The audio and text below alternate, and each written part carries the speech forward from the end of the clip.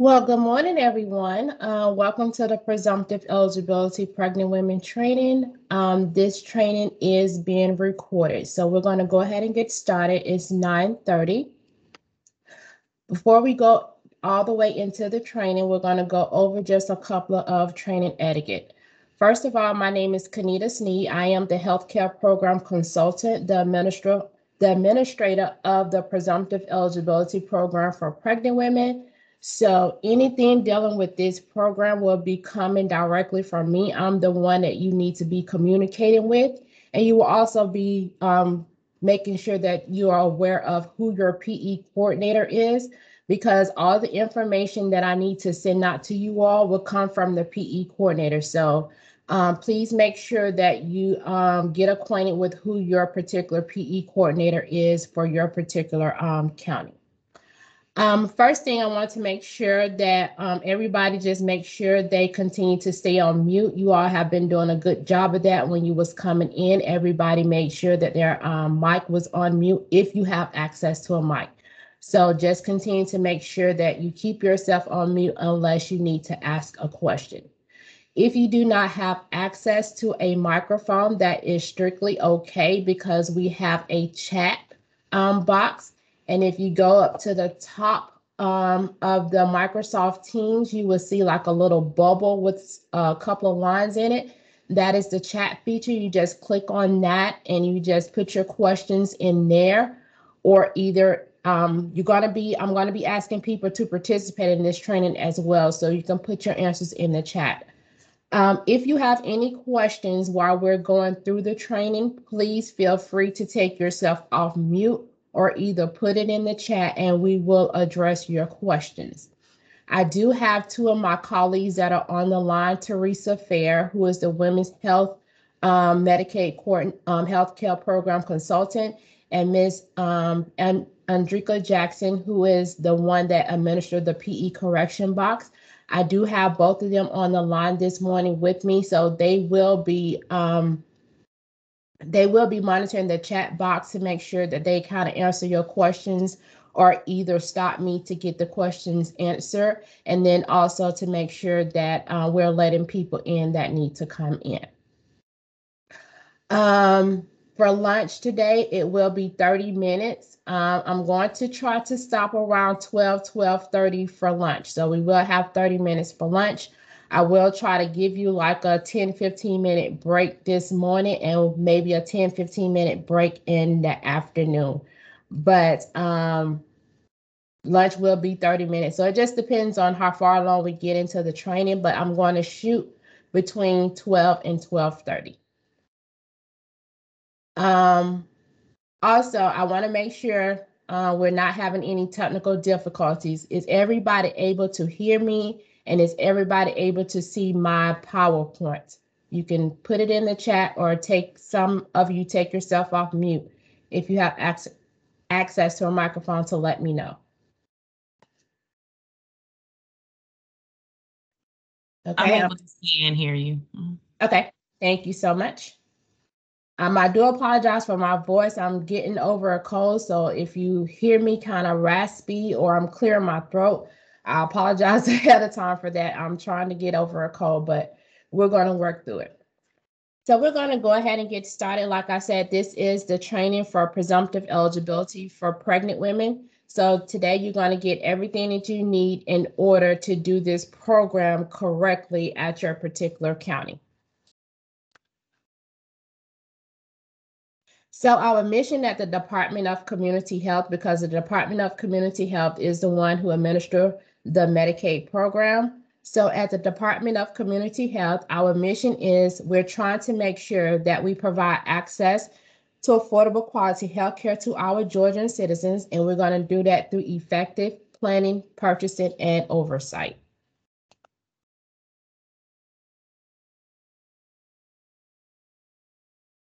The purpose at the Department of Community Health, we're just trying to make sure that our citizens of Georgia become more healthy, and we're going to do that by improving access and ensuring quality to strengthen the communities that we serve.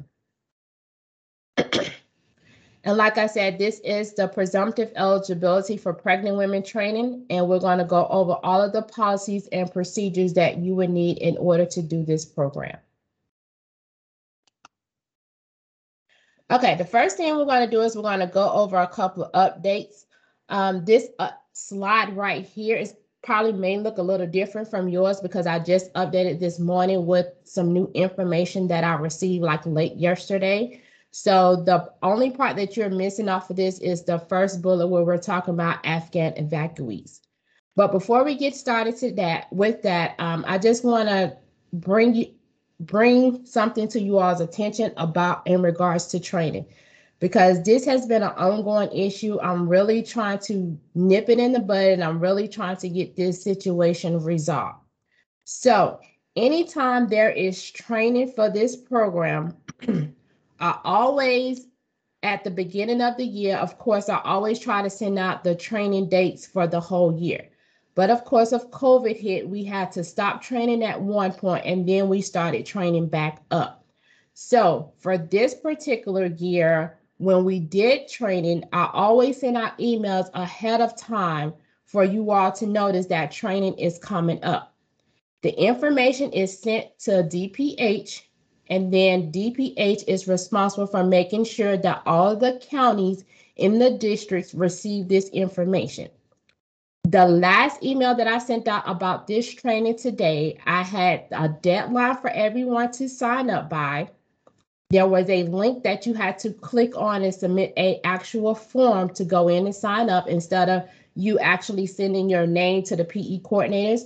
So we wanted to make it a little bit easier. We created a link for you all to just go and submit a form, and that information will come directly to us.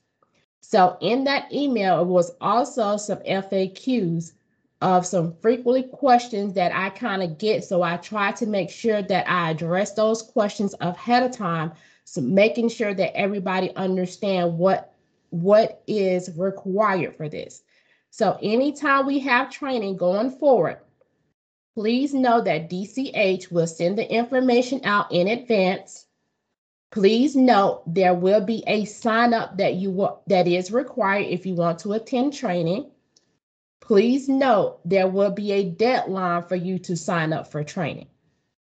Also in that email, once you sign up for training, then DCH is going to send the training invite along with the training materials at least 2 days before training.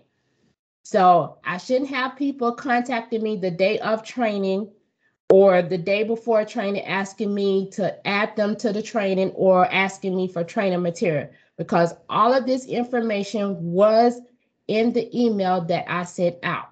I try to be very specific with you all when it comes down to training, because I know people want to attend training, but you have to make sure that you are receiving the email communications from your PE coordinator and making sure that you read the entire email in its entirety, because everything, all the questions that I get pertaining to training, all the answers are in that particular email. So I just want to make sure everybody understands going forward, you will have to sign up for training yourself. Once you sign up for training, you will receive the invite and the training material at least 2 days before training. DCH is not going to be adding anybody to training after the sign up deadline, and DCH is not going to be sending out training material once it has already been sent out, which will be 2 days prior to training. So please make sure you understand that. So I want everybody to put in the chat now that you understand going forward what is required for training. Or either take yourself off mute to let me know that you understand. This is Bernice Gay. I understand. Thank you, Bernice. This is Deanna Carter. I understand. Thank you, Deanna.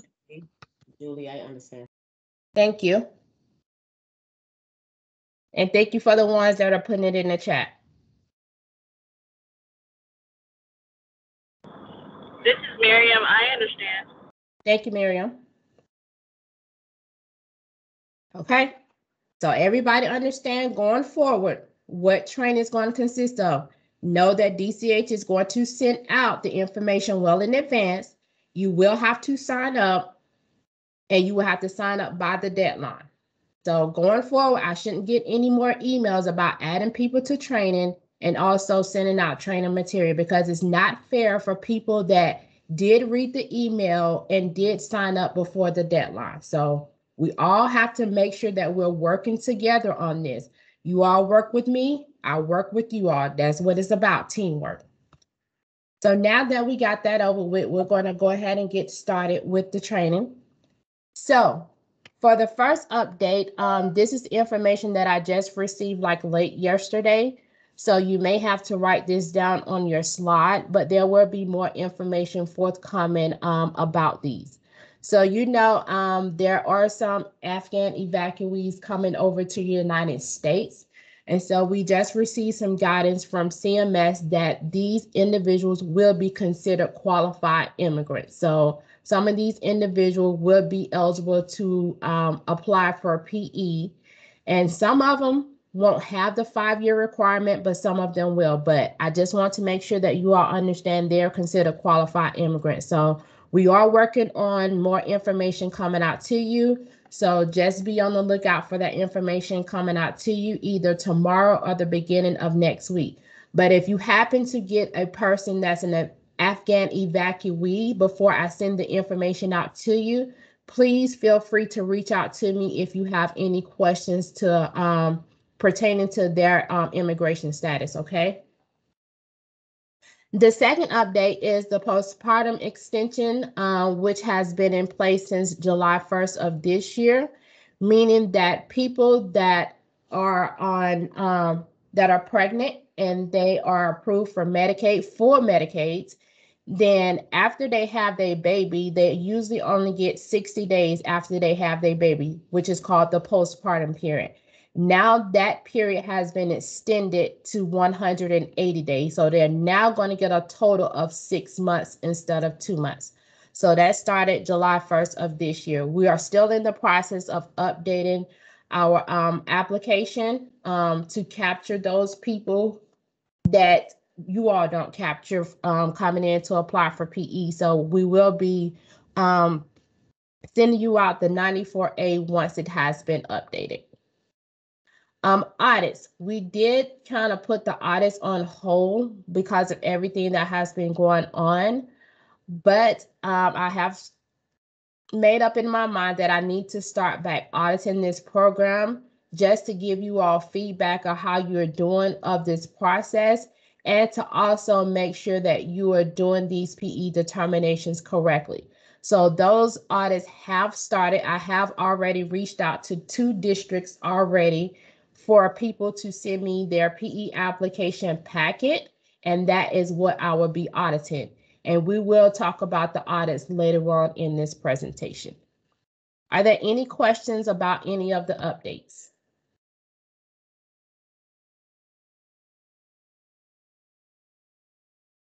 And also, if you need me to repeat anything or you need me to slow down, please let me know.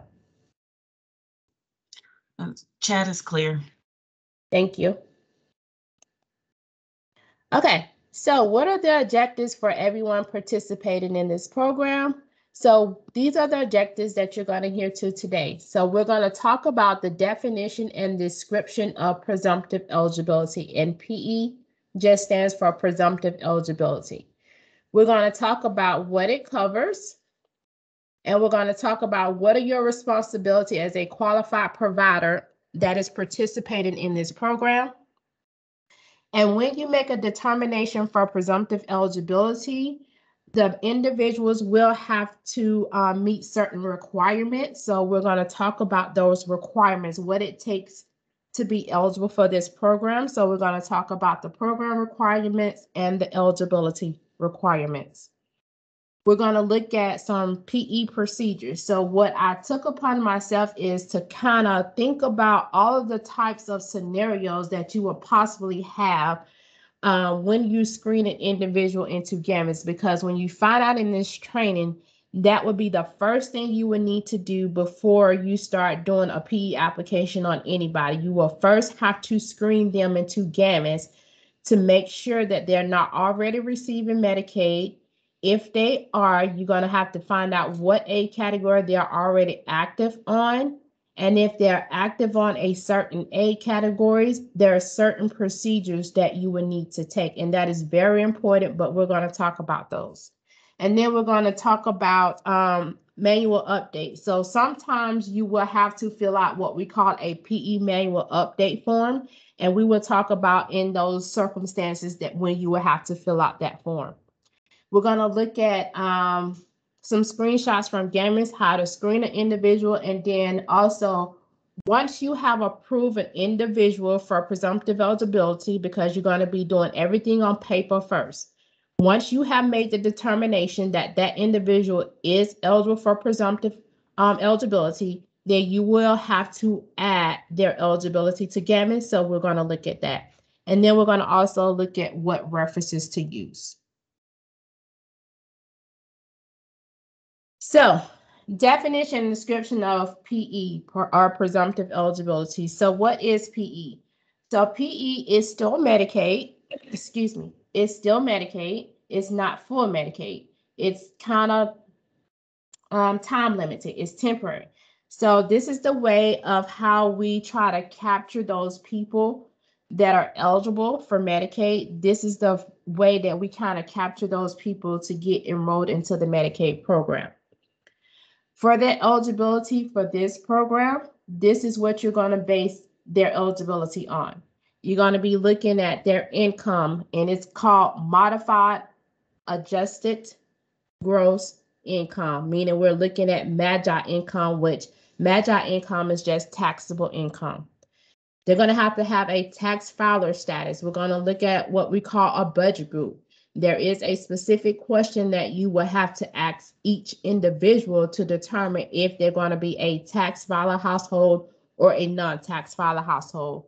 And based off that, that would determine who should be included in their budget group and who should be listed on their application. We're going to talk about the household size, of course, the citizenship, immigration status, and also they have to be a resident of Georgia. And when we calculate their income, we have to compare their income to the income limit.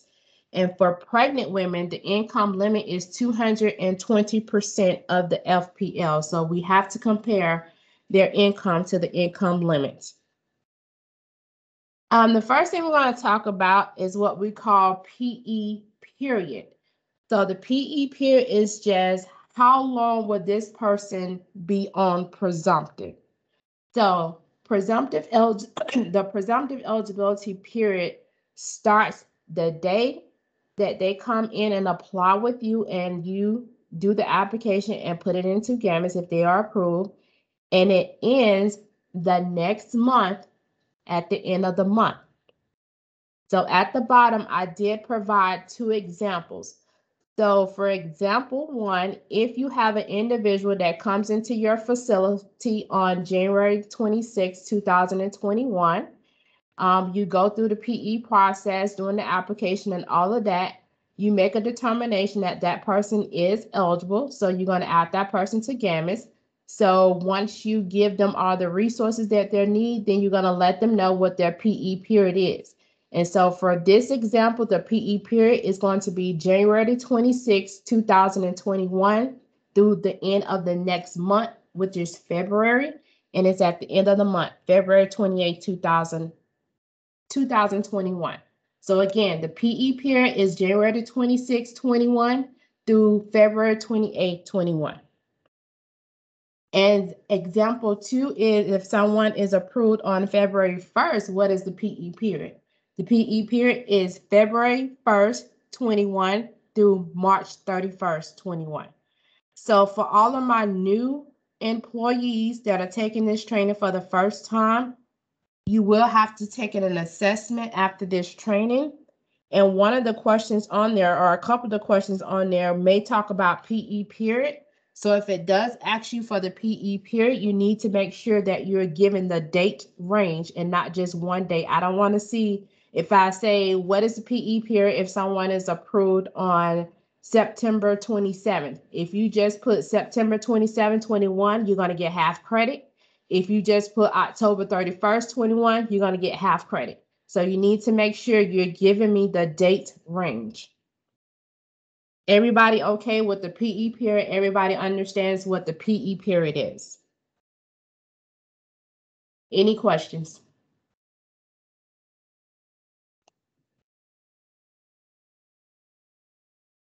Silence means no, okay? So what does presumptive eligibility cover for these pregnant women? It's going to cover just their ambulatory prenatal care and their pharmacy services.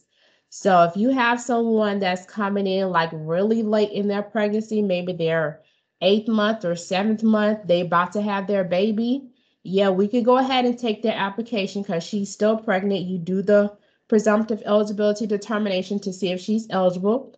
And if she is, then she could get on PE. And then also while they're applying for presumptive eligibility, they will also be filling out an application for full Medicaid. And so you will see later on in the PowerPoint that there is a what we call a PE packet that you're going to send over to DFACS. So not only is she applying for presumptive eligibility when they come in with you, they also are going to be applying for full Medicaid, but the full Medicaid application will be sent over to DFACS so they can process or make a determination to see if the individual will be eligible for full Medicaid. I think we have a hand raised. Okay. Zamara, are you raising your hand, or was that just to say that you understood?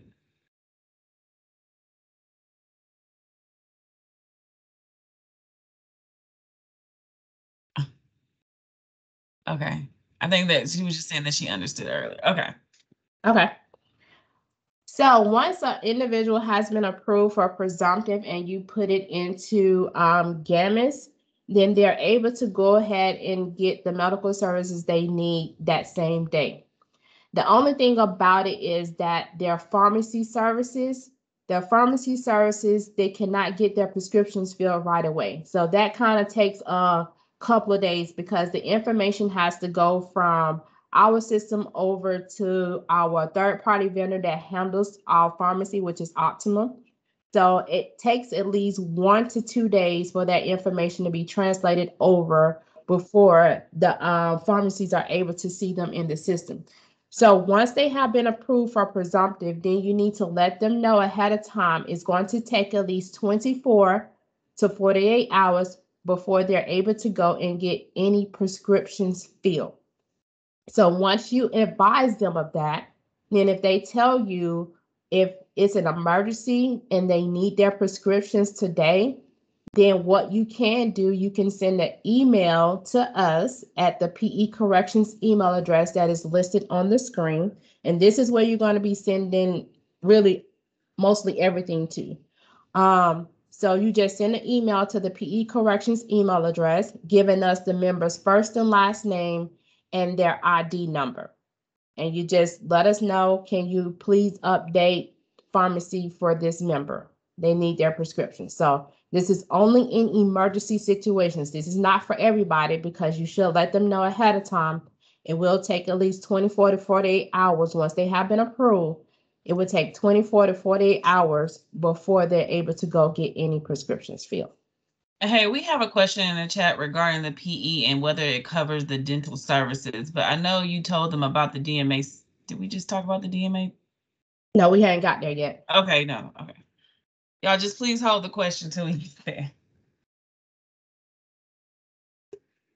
Okay, so make sure you let them know that it takes 24 to 48 hours before they're able to go get any prescriptions filled. For dental coverage, there are some dental coverage for pregnant women, but they will have to attest that they are pregnant, and how they attest to that is about having their doctor complete a DMA 635, and that is on the next slide.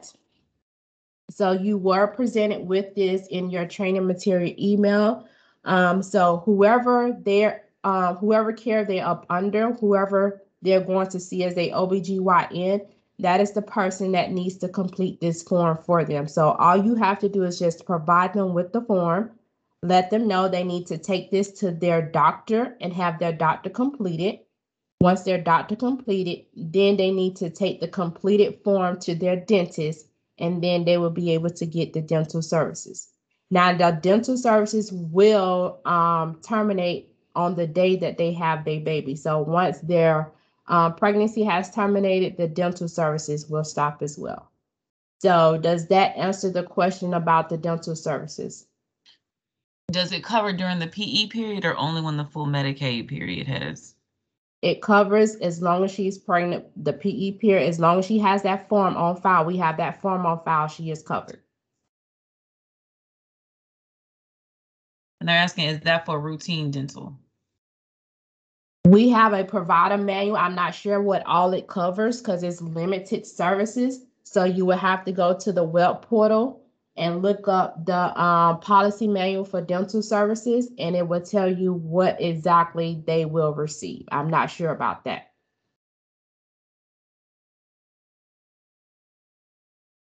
Any other questions? The chat is clear. Thank you. Okay, so if you have someone that comes into your facility and they are still incarcerated, then they are not eligible for this program. So you will let them know once they have been released, then they can come back and apply for PE. But as long as they're still incarcerated, they are not eligible for this program, and you will not complete a PE application on these women.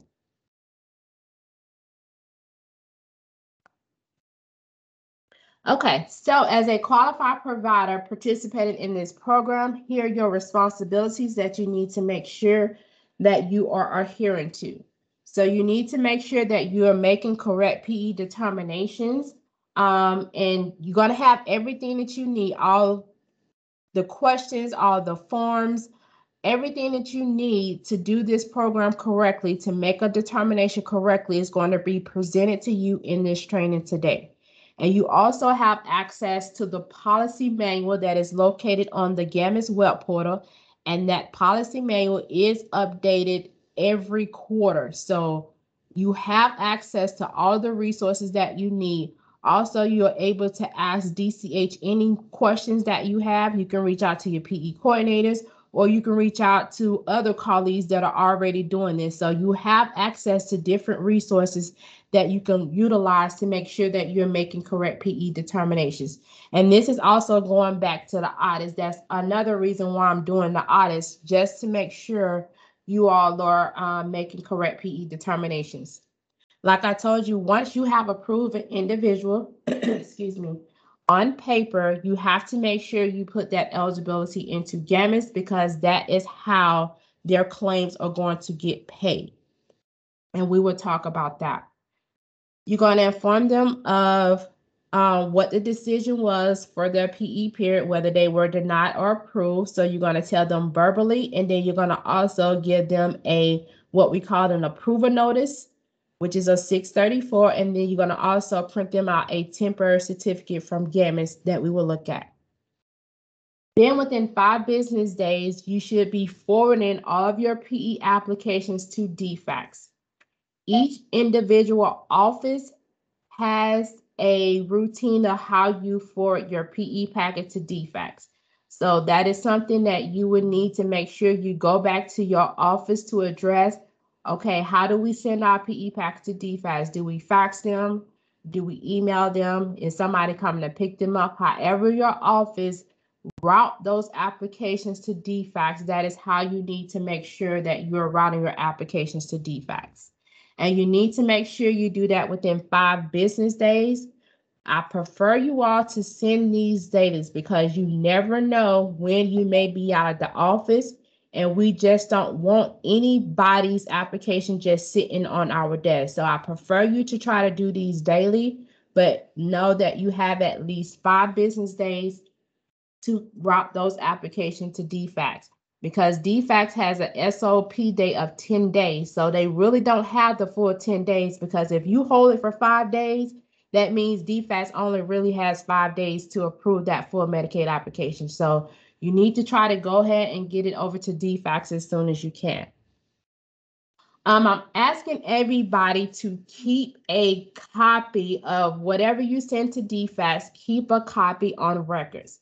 Now, I know for us, our retention plan is that we have to hold Medicaid applications for at least 3 years. And I know that I'm not sure about how you all's retention plan is at DPH or how your storage capacity is, but I like for you all to hold it as long as you can. Like I said, we have to hold on to Medicaid application for at least 3 years. So I'm trying to do a little bit more research on this to actually see if we have anything in our contract with DPH to remind you all about retention policy of Medicaid applications. So right now, just hold on to it, because sometimes you may find out where you may have to email me because a member is saying they're coming back to your office saying, hey, I no longer have Medicaid. Their presumptive probably has been terminated because it only lasts for so long, and the full Medicaid application from DFAS probably hasn't been processed. So in those cases, that's when you're going to reach out to me, and then I'll have to do more research to actually find out what's going on. But we'll talk about that in just a moment. You need to make sure you summarize benefits and answer any questions that your applicant has. Once they have been approved, this is the information you should be providing to them. They should be getting a copy of the Hipaa notice, a copy of the notice of action, which is your 634, a temporary certificate that you print from GAMIS. A quick guide is just like a little form, just information to tell them that they've been approved. A booklet called Understanding Medical Assistance. I would tell you how to order those. Notice of ADA Section 504 rights. Again, that is just information. And then Planning for Healthy Babies information. So if they have been approved, this is exactly everything that you need to be providing to your applicant. If they are denied, you're going to give them the Hipaa notice, a notice of action, but it's going to be the denial notice, the notice of ADA Section 504, and also Planning for Healthy Babies information. So if you need to circle those last two check marks so you can see what exactly you should be providing to your applicant if they've been approved or denied, you can go ahead and circle it, highlight it, take it out, whatever you need to do, but that is exactly what you need to be providing to your applicant. Make sure that you utilize all of your resources that has been provided to you, the PE manual, which is on the GAMIS web portal, training material that you have received, just to make sure that you're keeping yourself up to date about presumptive eligibility. Sometimes, I don't know if you all have worked in Medicaid a lot, but you know, policy is not always the same. Just like today when I sent, just like today, I sent you all the PowerPoint early on Monday, but you see I had an extra update that I had to provide to you all that I received late yesterday. So that's what I'm saying. Just because you're doing it one way doesn't mean it's not going to change. So you just have to make sure that you have the updated or the latest information. If for some reason I have to give you an update about a policy or a clearance on the policy or anything like that, that is usually sent out via email, especially if I'm not having a training before that information needs to get out to you all. So again, you're going to have to make sure you read your emails because you never know when a communication is going to come out to me. So anytime that I have to communicate with you all and it's not in training, my only means of communication with you all is through email. So you're going to have to make sure that you're looking at your emails. Also, contact your PE coordinator or DCH if you have any questions regarding this program. So don't reach out to DFACS about anything regarding presumptive eligibility. You should be reaching out to myself, Ms. Fair, or either your PE coordinator. Are there any questions over the qualified provider responsibilities?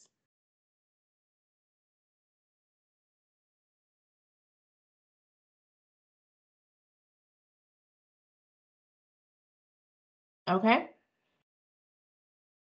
So the time period, how often can someone apply for presumptive eligibility?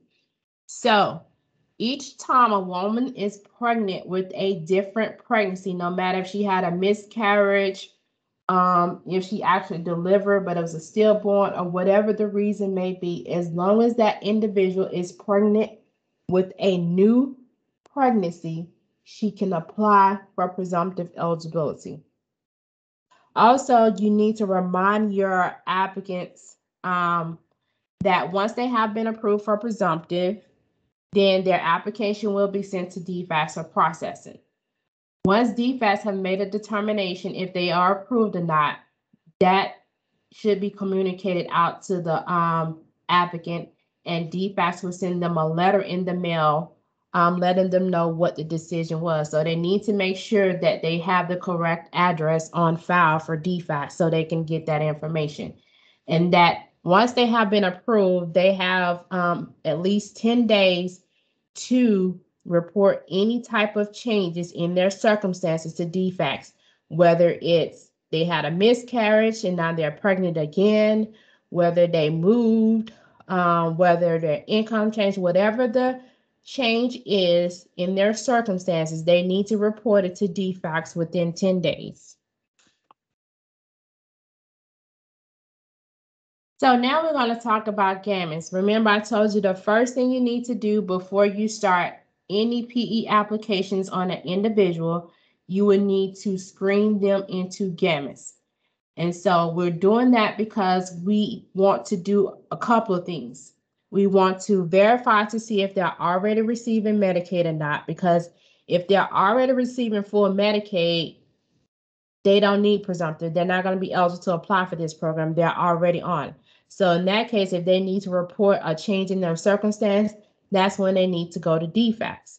Also, if they are active on Medicaid, we're going to have to find out what A category, because based off of the A category they're active on, then there are certain procedures that you would need to take, and we will look at that. Also, if they ever were approved for Medicaid in the state of Georgia, then their Medicaid ID number follows them for a lifetime. So if they've ever had Medicaid in the state of Georgia, they should be in gametes. And so that Medicaid ID number that comes up, if they're in the system, that is the same ID number that you're going to use, because we don't want to create a new ID number for them if they're already in the system. So when you're screening an individual into gametes, you may have to ask about any former names that they may have used, because sometimes people change their last name, may even change their first name, or they may go by nicknames, whatever. Just make sure you inquire about any possible prior names that they may have used, because we want to kind of screen them on every name that they possibly could have used back then when they applied for presumptive eligibility. But that is the first thing you need to do, is to screen your individual onto gametes, just to make sure that they're not already active on Medicaid.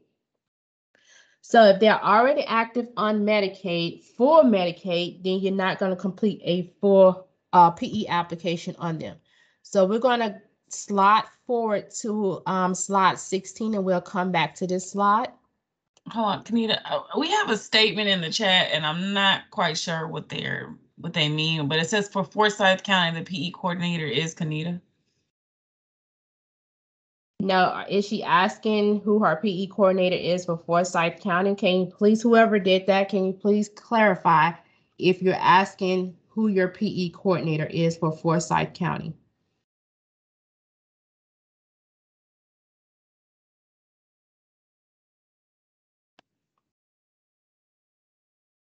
Okay, she can type that in the chat, but we'll continue on. So this is a list of the 4 A categories that we have. So if you screen the individual and it comes up they're active, it will tell you what A category they're active on. So if it shows you they're active, and let's say, for instance, it shows you they're active on 104. 104 is our limb parent caretaker adult aid category. So if it shows you they're active on limb, that means stop right there. You do not complete a PE Medicaid application on them. You do not fill out a PE manual update form. You're going to let them know you need to contact DFACS because You're not eligible for this program. If you have any changes, you need to contact DFACS and report any changes to DFACS. Okay? So if you see that they're on one of these aid categories that is not highlighted, we'll talk about the women's health and the SSI in just a moment. But the ones that are not highlighted on this chart, they need to be referred back to DFACS if they have a change that they need to report. Otherwise, they're not eligible for presumptive.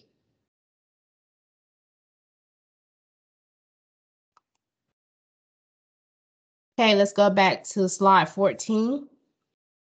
So if you screen an individual and they're active on what we call P4HB, which stands for Planning for Healthy Babies, and they're active on aid categories 180, which is your inter-pregnancy care, or 181, which is your family planning, you're going to have this a lot. So I advise especially my new workers to highlight this because you're going to have this quite often. And I still get this question every day, Kanita. I screen this individual and she's on Planning for Healthy Babies. What do I do? Well, there is a particular procedure that you would need to take and is listed right here for you. So if you screen someone and it shows they're on Planning for Healthy Babies 180 or 181, they are eligible to apply for PE. So you're going to treat them as if they don't have Medicaid because Planning for Healthy Babies is not really full Medicaid. So that's why they're eligible to apply for PE. So you're going to go through the PE process as normal, making sure you complete all the required forms. You're going to make a determination. If the individual is eligible, you're going to add that PE to GAMIS.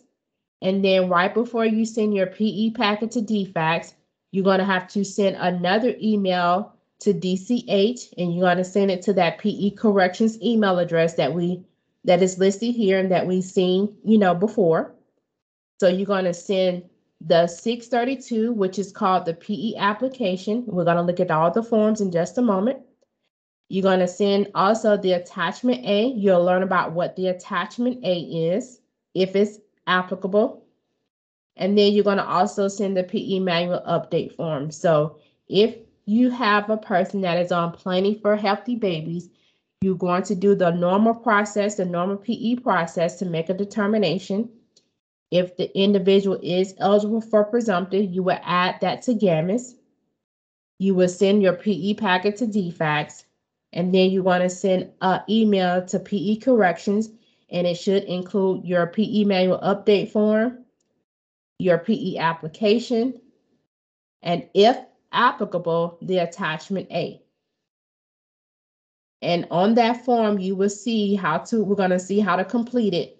On that form, you're going to let us know that we need to terminate her Planning for Healthy Babies case.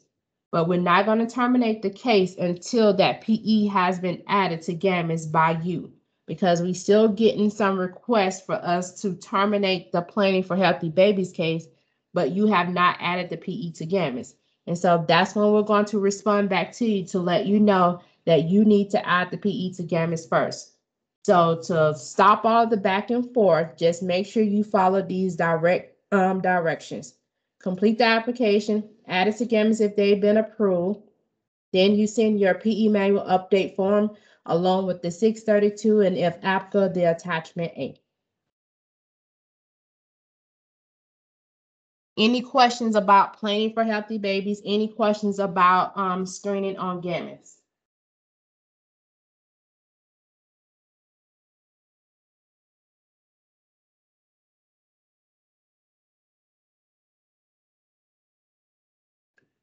Okay, so if an individual is active on these aid categories, this is what you would need to do.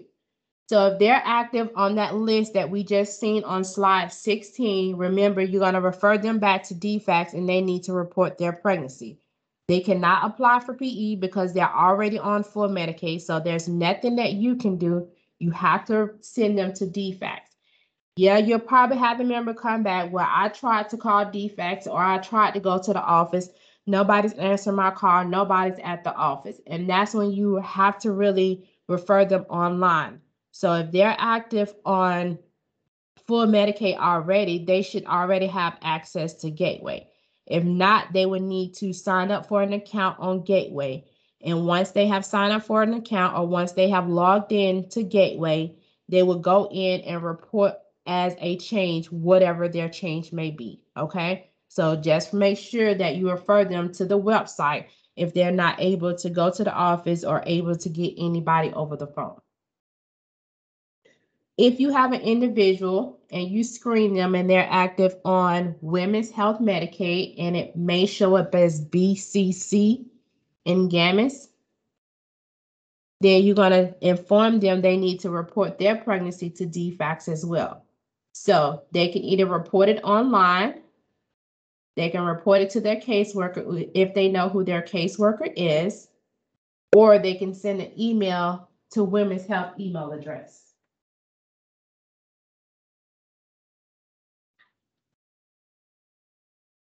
Okay, so that is for individuals that are active on Women's Health. They can report it to DFACS by going online to Gateway.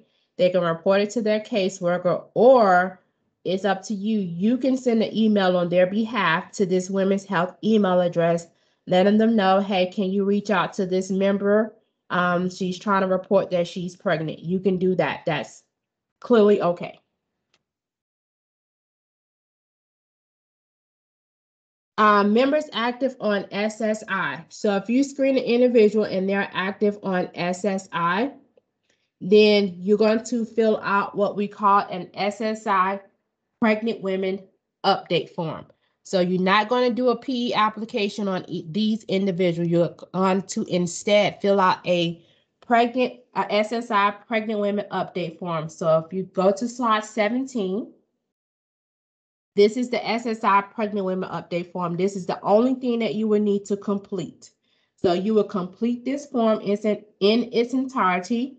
So the first part of, you're going to give us the member's information, their name, if it's known, their GAMIS ID number, which you can get from GAMIS, their social security number, the number of weeks pregnant, their expected due date, and how many they are expecting. And then your information goes down at the bottom. Everything should be printed. Your name, your agency name, your direct phone number, and the date that you're emailing this particular form.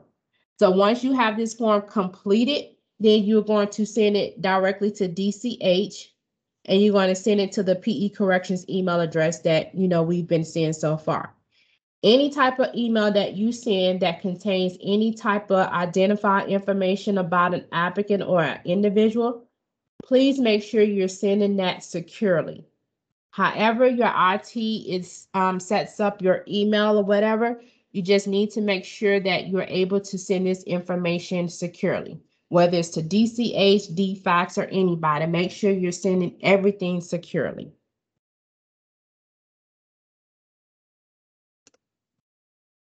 Okay, now we're going to talk about our forms. We're going to talk about all the forms that you are going to need in order to do this program. All of these forms you're basically going to use. Some of the forms you may not use, but most of all the forms you are going to use. And you should have a copy of each one of these forms. It was contained in your training material email. And you need to make sure you're using the most updated version. Anytime that we have to update a form, we will send that out to you via email. And then it is also all of our forms, most of all of our forms are housed on the GAMIS web portal. So it will be there if you need to go and download it. But for my veteran workers, if you don't have the most recent updated version forms from the revised date that is listed here, you need to make sure when you go back to your office that you go ahead and download the most recent forms that we have on the GAMIS web portal, or either you can print off the ones that I have sent you in the training material email. So we're going to go through each one of these forms. So for my new employees, please make sure that you get acquainted with each form name and the form number. You need to make sure you understand both the form name and the form number. If you go down to the bottom left-hand corner, I know it's very small, but it'll be down here in the bottom left-hand corner right here. It'll give you the form number along with the the revision date. So that'll let you know if you're using the most recent copy. So this is your 632, and this is your PE application. So when an individual is applying for presumptive eligibility, you're gonna always complete this application on them. And you are the one that needs to complete this application. Do not give this form to the applicant to complete. You need to complete this application because this is one of the information that you will be audited on. And we're going to go through how to fill out this form in its entirety. And this form, you are able to type on it. So if you're able to type using your computer, I highly recommend that you do that. But if don't and you have to handwrite it, just please make sure you're writing clearly where somebody else can read it. Because like I said, this is one of the information that you will be audited on. There is a second page to the 632, but you're not going to always use the second page. The only time you need to use the second page is if they have like more than, I think it's 4 or 5 people in their budget group that has to be on that application. If they have more people that are not able to fit on page 1, then that's when you're going to use page 2 to put the remaining people on page 2. So if we go back to page 1, you see you have a line for 1, 2, 3, 4, 5 people. So once you have reached 5 people, then you're not able to put anybody else on page 1. So that's when you will complete page 2 and put the remaining people on page 2. You don't have to repeat the same people that are from page 1. Only put the remaining people that you could not put on page 1. Again, this is the 632, your PE application. Next is your 634, your notice of action. So when they have been approved or denied, then this is what you should be providing to them. Either the approval notice, which is on the left-hand side, or the denial notice, which is on the right-hand side. So you're going to be filling this information out with the date, the applicant's name, address, city, zip code. You're going to put her ID number here, and then you're going to put your information down here. Sign, put your provider address, your title, phone number, and your provider ID number. If they have been denied, it's the same demographic information at the top, but down here, instead of putting their ID number, you're going to have to click on this drop down box, and you're going to have to choose the reason why you denied that application. And there are 5 reasons why someone can be denied, and we will look at that later on in the PowerPoint. And then again, down here, you will put your information down here. So again, this is your 634, your notice of action. You either have an approval notice or a denial notice.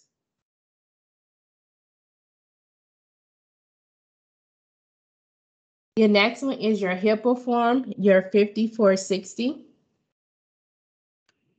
So there are multiple pages to this Hipaa form. So depending on if you're using the English or the Spanish version, the first 5 pages, first 4 pages should be going to your applicant. And then the first 5 pages, if you're having in Spanish, should be going to your applicant. The only page you need to keep is the last page, which is the signature page, which the applicant, if they're in the office with you, they're going to sign off on it. They're going to sign it, date it, and print their name. And that's the only page you need to keep. All of the other pages should be going to your applicant. Again, this is the 5460, your Hipaa notice or Hipaa form. Okay, the next one is the 94A, the full Medicaid application. So like I was telling you earlier, once a person is applying for presumptive eligibility, they also are going to be applying for full Medicaid. And how they apply for full Medicaid is that you will give them the 94A, and they are able to complete this form themselves. But if you want to complete it for them, that is totally fine. But they are able to complete this form. So what you're going to do is to give them the 94A, and the 94A is like 8 pages. So I just gave you like the cover page of the 94A. So this is just the cover page. So it's like 8 pages long. So you're going to give them that form. And what I recommend is that while you're filling out the PE application, interviewing them and filling out the PE application, go ahead and give them the 94A form, and they can be completing that, you know, while you're doing the PE application part of it. So once you have put them into GAMIS and you're ready to give them their resources, then everything is done at the same time. But it's up to you all how you want to do that, but that is what I recommend for you all to do. So with the 94A, there are 3 attachments associated with this particular application. So your first attachment is what we call attachment A.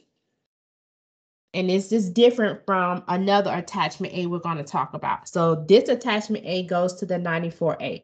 So the attachment A for the 94A, this needs to be completed if an individual has other private health insurance that they pay for through a job. So if you're asking someone if they have other health insurance and they're paying for it through a job, they need to complete attachment A. If an individual is an Alaskan Native or an American Indian, they need to complete attachment B. If they need to appoint someone as their authorized representative or someone is assisting them in completing this 94A, attachment C needs to be completed. So those attachments only need to be completed if it pertains to that particular applicant. Now, I know you all are doing the PE determination for just pregnant women. So in that case, if you have an individual that's pregnant and she's applying for PE, but she has other household members or other people in her budget group that need to apply for Medicaid, they're able to do it on this 94A, because on the 94A, they're going to have to list everybody that they listed on the 632. So basically the 94A and the 632 should mirror each other. So whoever they put on the 632, they should also put them on the 94A. And you need to make sure you remind your applicants of that, because sometimes I'm seeing where an applicant on the 632, the applicant and her children are on the 632, but on the 94A is just her, or either vice versa. On the 632 is just her, but on the 94A is her and her children. So the 632 and the 94A should mirror each other. So everybody that she put in the budget group on the 632 should be everybody that should be on the application for the 94A. Also, if they're requesting prior months, this is where they would notate it here on the 94A. I think it's like question 12. It asks you if you have unpaid medical bills or something like that, then they need to make sure they check the box yes. And then also you can have them indicate which months they need coverage for, because some people might not need all 3 months. So if it's just 1 month or 2 months that they need, you can let them know, can you indicate which months that you need? Because I know it doesn't ask that on the application. It just says yes or no, but it would be helpful if they can clarify which particular months they're actually looking for coverage for. And it's 3 months prior to their application.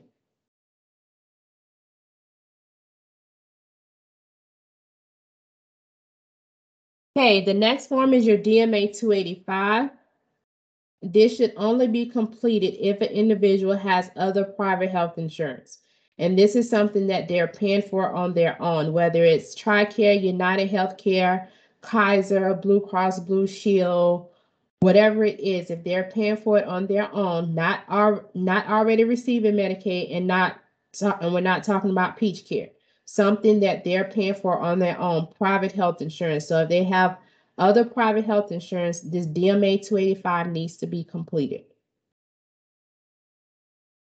And it doesn't matter whether it's through a job or not. This has to be completed.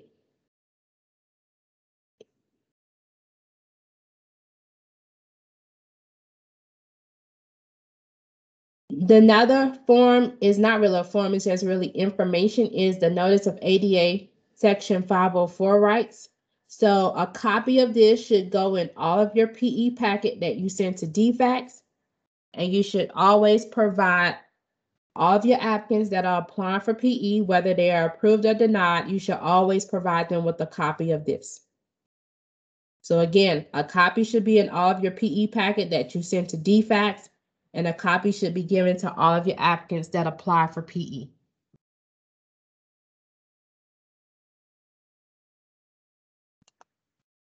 Stop right there. Are there any questions over the forms that we've done? Teresa, are there any questions in the chat? No, chat is quiet. Okay.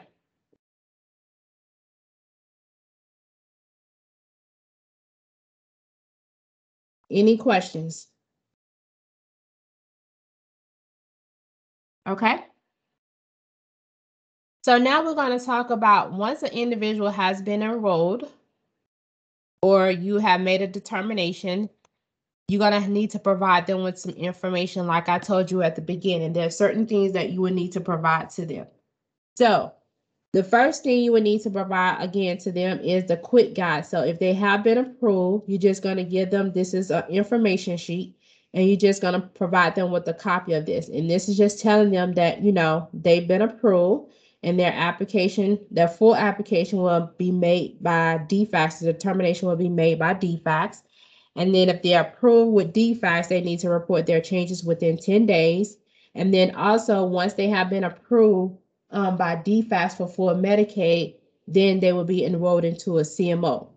Once they are enrolled into a CMO, if they don't like the CMO that they have or their doctor does not take the CMO that they have, then they have 90 days to change that CMO, but they would need to change that through Georgia Families, and the information is provided there to them. So this is just an information sheet that you are providing to your particular applicant that has been approved.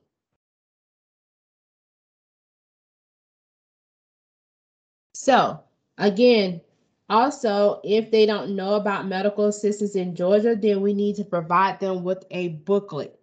And the booklet, these are ordered through Gainwell Technologies. If your particular office does not have these booklets, then this is how you will order the booklets.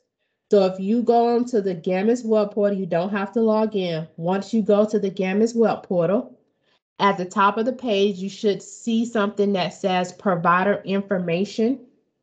You're going to click on provider information. And then it's going to give you some selections to choose from. You're going to choose the one that says forms for providers.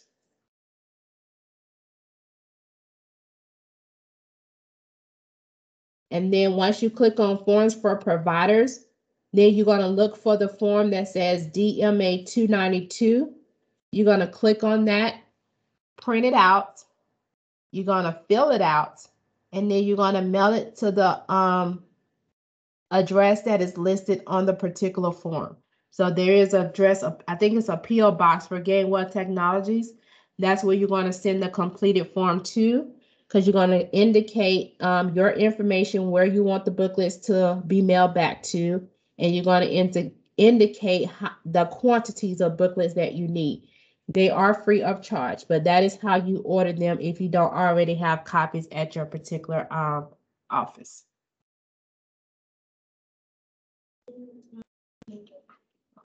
We do have a question in the chat, but I'm not quite sure. Julie, she says she had a few questions concerning what qualifies a person to be eligible for PE Medicaid up to $94,000. Okay, Julie, can you please clarify your question, because I'm not understanding. On the booklet, on the cover of the booklet, a lot of the clients has been requesting or asking questions as to what will qualify a person for up to $94,000, because it does say that a person may be qualified up to $94,000.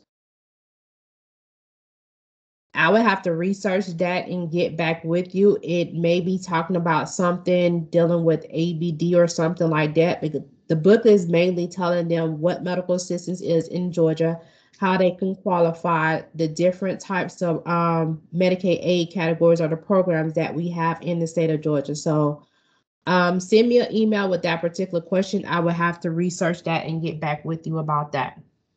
Okay, I will. Thank you. You're welcome. Any more questions? We were just clarifying the DMA 285, and I was explaining that the DMA 285 does not need to go in the packet if they do not have other health insurance. That is correct. The DMA 285 only should be completed if they have other private health insurance. Because if you, on the P application, you will see that you're going to have to check yes or no for other health insurance. And if you check yes that they have other health insurance, then the DMA 285 should be included in your PE packet. Because if you don't, that will be a particular error that you will receive on your audit. So you need to make sure that you understand that question before you check yes or no. If they have other private health insurance, you're going to check yes on the PE application, and you're going to submit you're going to have them complete the DMA 285. Also, with the DMA 285, I forgot to mention while we were on there, it's not required, but it would be helpful. If the individual, especially if the individual is in the office with you, you're doing this interview in the office with the particular applicant, if they have a copy of their health insurance, please make sure you make a copy of the front and back and send it along with the DMA 285. That's if it is available and they have a copy of it. But if they don't have a copy, that's fine. But all you're doing is just asking, do you have a copy of your health insurance card? If they say yes and they provide it to you, just make a copy of the front and back side and send it along with the DMA 285. Does that address all the questions in regards to the DMA 285?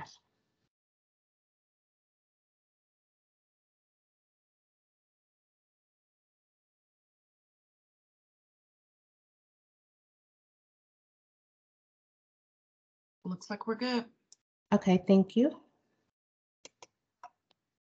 Okay, whether an individual was approved or denied for presumptive, you need to make sure you're providing them with Planning for Healthy Babies information. And then this was provided to you in the particular training email that you received. Right now, these are not in print where we're able to provide you all with copies like this. So you just have to continue to print off of what I provided to you. So this is just information in regards to what Planning for Healthy Babies is, what it covers, who is eligible for this program, because like I said, it's not really full Medicaid. It's a demonstration waiver under the 1135 with CMS, and it's just providing them with, some family planning services that they can receive if they're not eligible for full Medicaid. So we're just providing them with the information. It tells them how they can apply. And then if they want to apply, where they can send this information back to you.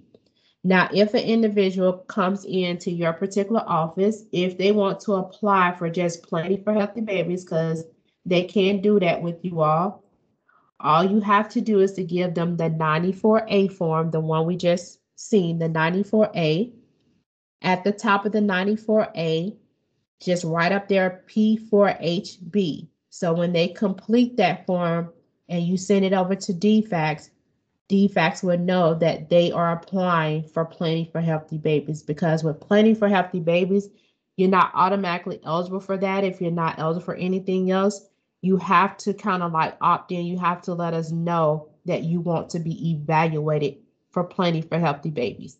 So again, if an individual wants to apply just for Planning for Healthy Babies, give them the 94A form to complete. And at the top of the form, just put P4HB, and then you can either send it back to DFACS on their behalf, or either they can send it to DFACS. So there's a brochure for people that have just become mothers, And then there's also a brochure for just young women. Any questions before we get into the eligibility requirements?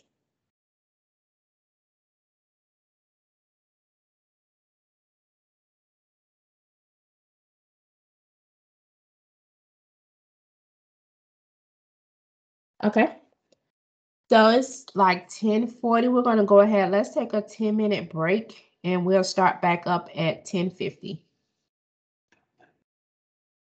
Hey, Kanita, do you have a list of the PE coordinators? Because that was the question, and we needed the 144 sites. I'll look it up right quick and I'll put it in the chat before I say. Okay, thanks.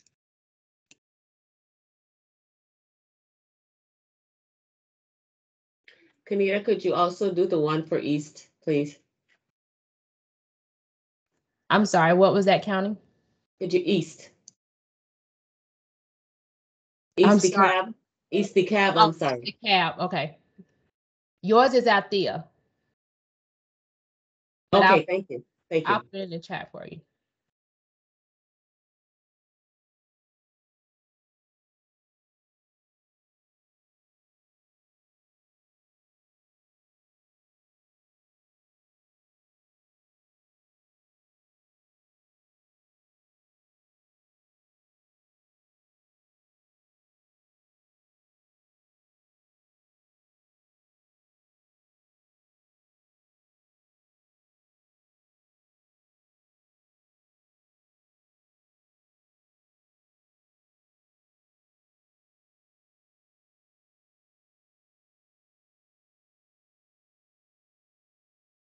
If anybody else need their PE coordinator name, please let me know.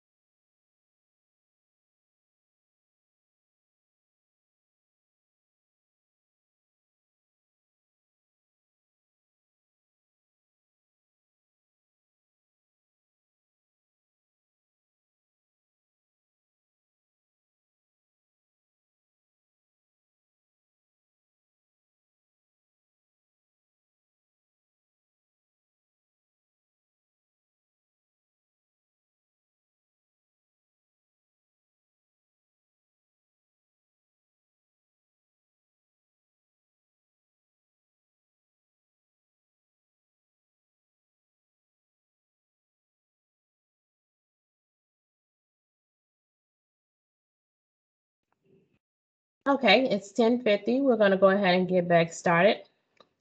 I just want to make sure everybody understands everything that we went over so far. So I'm going to ask a few questions. You can type it in the chat, or you can take yourself off mute to answer the question. So can anybody tell me what do you do if a person is active on Women's Health Medicaid and they're coming to you saying that they want to apply for PE? So when you screen them to gametes, you see they're active on Women's Health Medicaid. What do you do?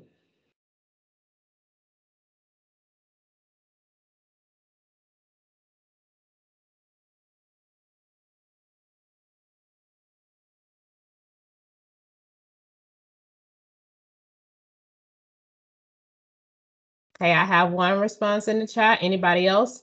If they're already active, don't you have to refer them to DFACS? Right, but it pertains to what aid category they're active on. And since this individual is active on Women's Health, remember they need to report their pregnancy to DFACS. So you refer that person back to DFACS. They can either go online, they can report it to their caseworker, because the Women's Health is just a Women's Health team and they should know who their caseworker is, or either you can send an email directly to the Women's Health email address. So thank you all for that. Can anybody tell me, name at least two forms that you would need to use, like two forms that we went over that you would need to use for this process? Give me the form name and the form number.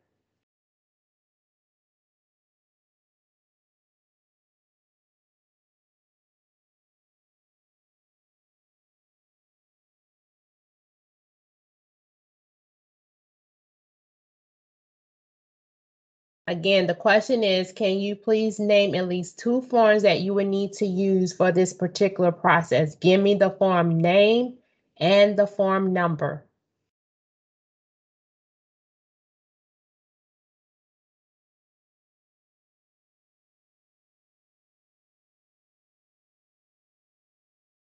Okay, I see numbers. I need names as well.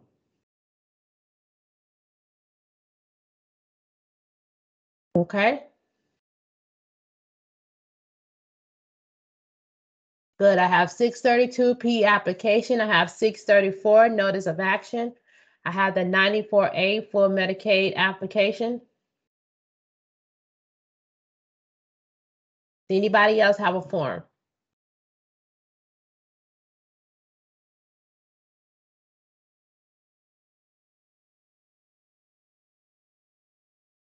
Okay. Thank you all. Another question. So once I have approved an individual for presumptive, and let's say I give them their information, what do I need to tell them about the pharmacy? Is there anything that I need to let them be aware of about pharmacies or about getting their prescriptions filled?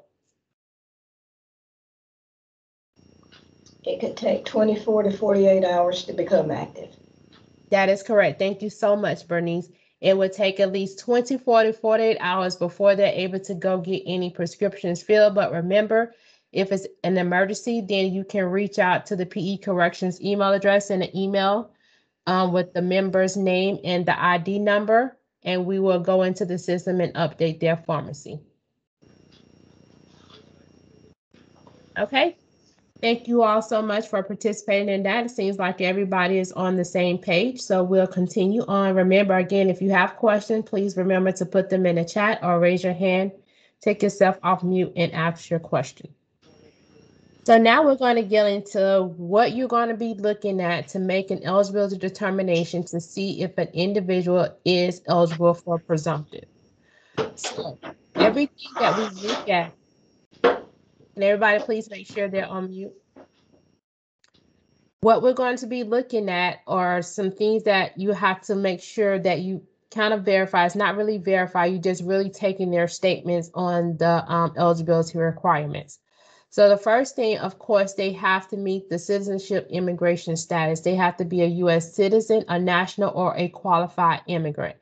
And we're going to look at the citizenship immigration status in policy in just a moment, so you all can determine if an individual is actively a qualified, if the individual is a qualified immigrant or not. So we're going to look at that in just a moment.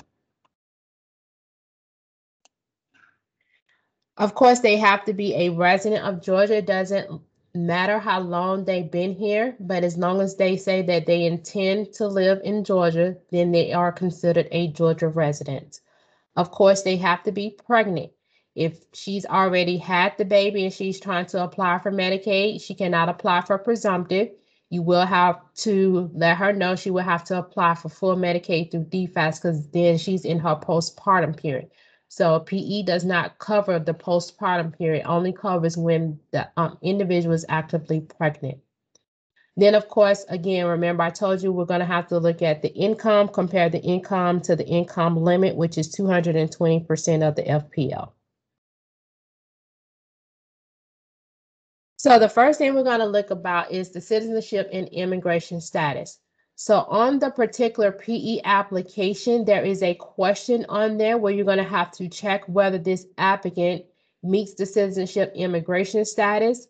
And then also on the application, up under the sworn statement of applicant, the applicant will have to read those statements to make sure that they understand what they are declaring to, because they are declaring under penalty of perjury that they are a U.S. citizen, a U.S. national, or a lawfully present immigrant in the United States, and the information that they provided to you based off of their eligibility requirements is accurate and true.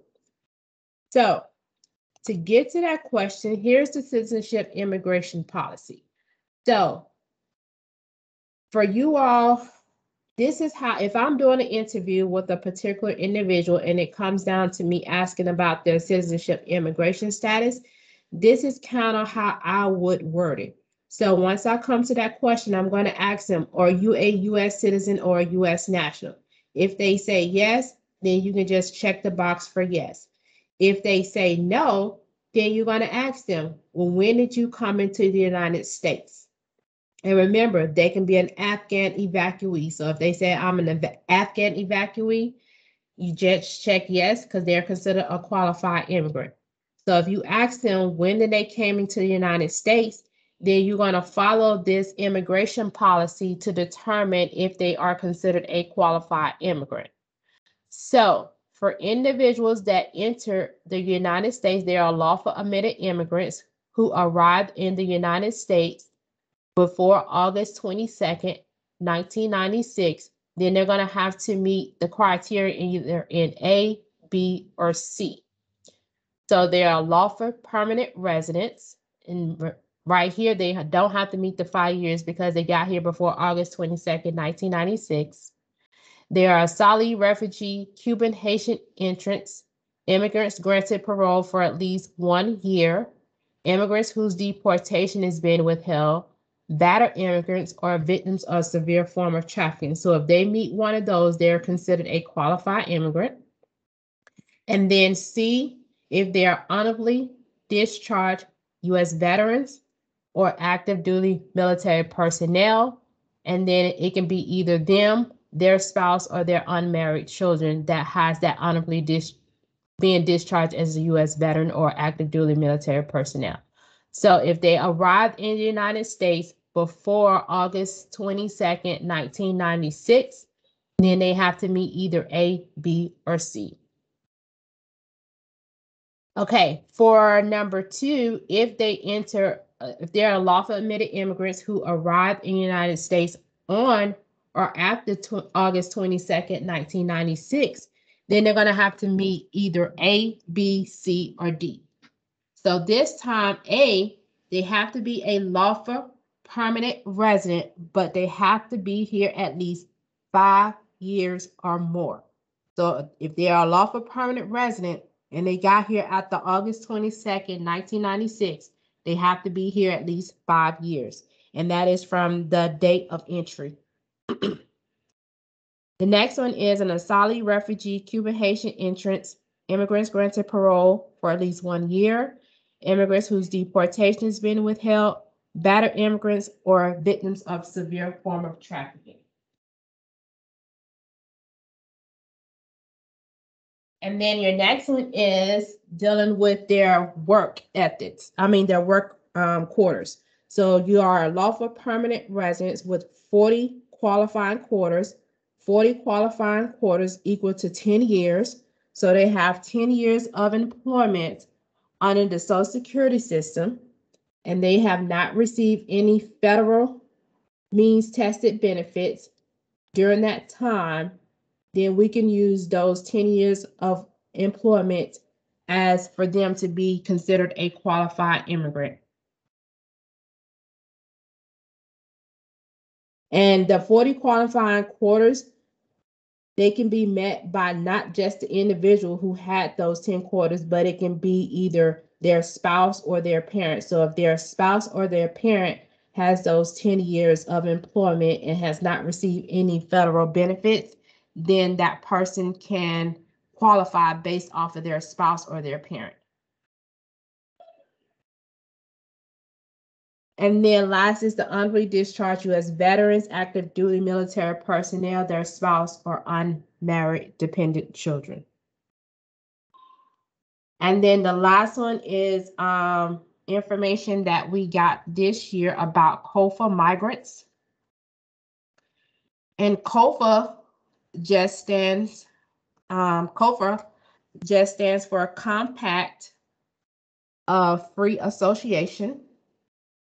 So effective December 27, 2020, in the Section 208 of the Consolidated Appropriation Act of 2021, we're now considering these migrants as qualified immigrants. So as a Kofa migrant, you have to be from one of these federated states, and it has to be the Republic of the Marshall Islands, the Republic of Palau, or from Micronesia. So if they're from one of those three areas, then they're considered a Kofa migrant, and they are eligible based off where they meet the citizenship, the qualification of the immigration status, and they don't have to have that 5-year waiting period. So this is the citizenship immigration policy. So if an individual is not a U.S. citizen or a U.S. national, then you would need to use this policy to determine if that particular person is a qualified immigrant. So if they don't meet one of these criteria that is listed on this immigration status, or either they're not an Afghan evacuee, they're not going to be eligible based off of their immigration status. Any questions over the citizenship immigration status policy?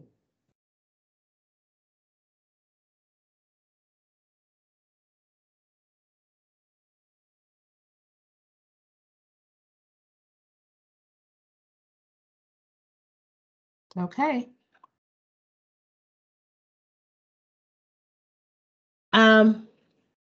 Some questions that I usually get is about this employment authorization card or employment authorization document. So this particular document, it is not actually verifying their immigration status. This is just telling them that they are, eligible or legally here to work. They're eligible to work in the United States. So if someone shows you that, because remember, they don't have to show you anything. You're going to accept their statements. You're going to accept their statements when you ask them about if they are a Georgia resident, if they are U.S. citizen, national qualified immigrant, if they're pregnant, what their income is. You're going to accept their statements for all of this. So, but if they happen just to show you this card, this does not verify that they are a qualified immigrant. This is just saying that they are able, authorized to work in the United States. So if they show you this, that's fine, but you're still going to have to go back to that policy that we just went over, going through those criteria to see if they meet one of those criteria in order to see if they are considered a qualified immigrant.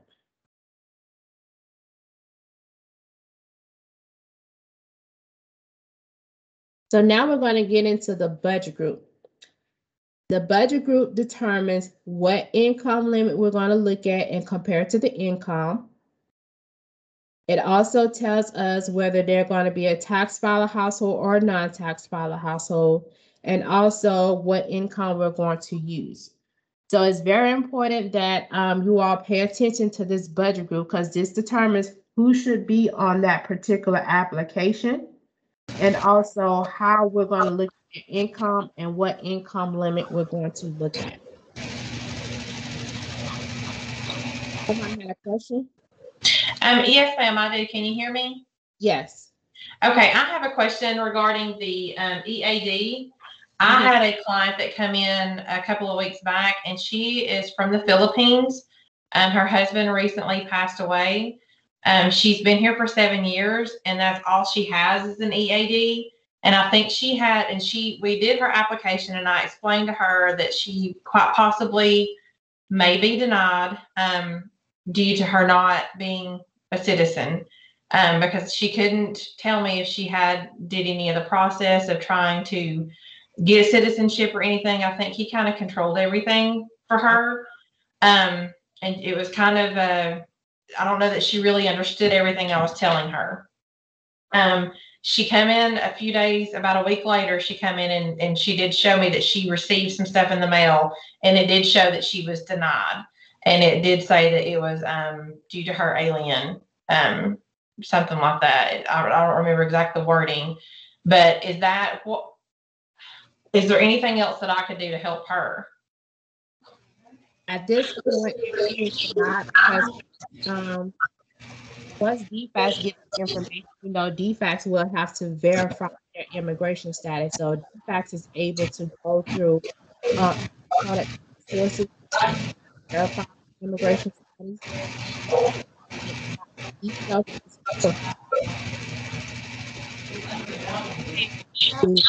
you can hear me, but it's cutting out. Yeah. After you ask the question, can you go on mute, because it might be interfering? Okay, let me do that. Okay. And Kanita, can you try again? Okay. Is that better? Yes. Okay. So for this particular individual, like I said, once DFACS get the full application, DFACS will have to verify citizenship and immigration status. Even though you're accepting the statement, DFACS will have to verify that. And like I said, DFACS uses electronic data sources, and one of those is through SAYS, meaning they verify that information directly from the federal government. So if she never did the paperwork and going to try to get lawfully admitted over here, she's really over here undocumentedly, she's not here legally, then no, she would not qualify. Just because she was here 7 years, she have to be lawfully admitted into the United States, meaning she has to go through USIC, the custom borders and all that, Homeland Security. She has to go through that process to make sure she goes and get the necessary documents she needs in order to be over here legally. Does that answer your question? I think that was Jennifer. Yes, it did. Thank you very much. That's pretty much what I told her, but I just wanted to make sure that I was correct on everything. Thank you. Yes, you're welcome.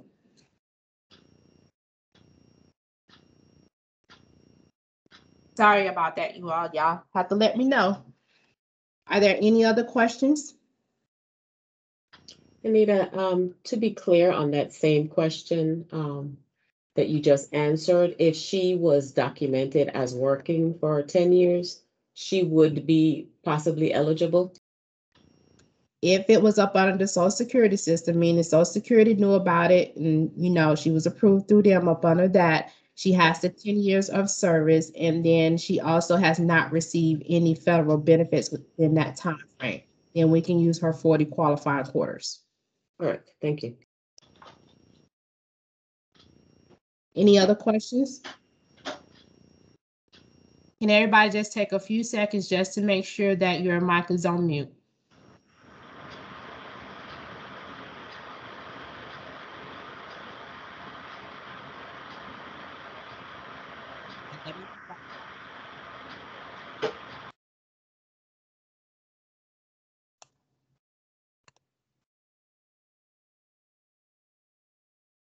Okay.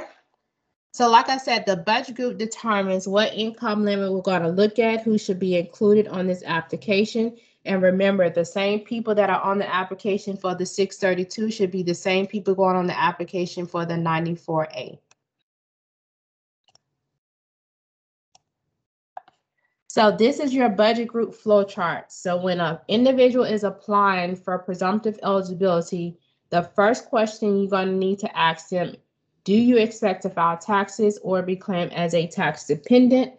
Based off of the answer to that question, then you're just going to follow the particular errors to determine whether you're going to apply tax filer rules, meaning the household is a tax filer household, or you're going to apply non-filer rules, meaning this household is a non-tax filer household. And then based off of that, that tells you exactly who should be in the budget group and who should be actually listed on the application. Just because they're not asking for, they're not requesting Medicaid, if they are part of this budget group, they are part of this particular woman's budget group, they have to be listed on the application, regardless if they are applying for Medicaid or not, because that's not what we're determining. We're determining the Medicaid for the pregnant woman, but in order to make the correct determination, we have to have the correct people in her budget group. So therefore, those people have to be listed on the application. So if you ask that question and the individual says, yes, I'm going to file taxes, then you're going to follow this arrow that says yes, this person right here, and it's pointing to the box that says apply tax filer rules. So that means that this household is a tax filer household, and these are the people that should be included in the budget group. So on the application, you should have the tax filer, which is going to be the pregnant woman. You should have everybody she's expecting to file as to claim as a tax dependent. So whoever she's claiming as a tax dependent, it could be her mama, her grandmother, her children, her nephews, whatever. Whoever she says she's claiming as a tax dependent, they need to be listed on that application. If she's married and living with her spouse, the spouse has to be included regardless if they file taxes jointly. And then we also always count the unborn fetuses, and we count the number she's expecting. So if she's expecting 2, then we're going to count that. You're going to count the babies as 2 babies. So let's say we had a household, a mom, her husband, and now she's expecting twins. It's just mom, husband, expecting twins. So in that budget group, she says she's a tax filer. She's filing taxes jointly with her husband.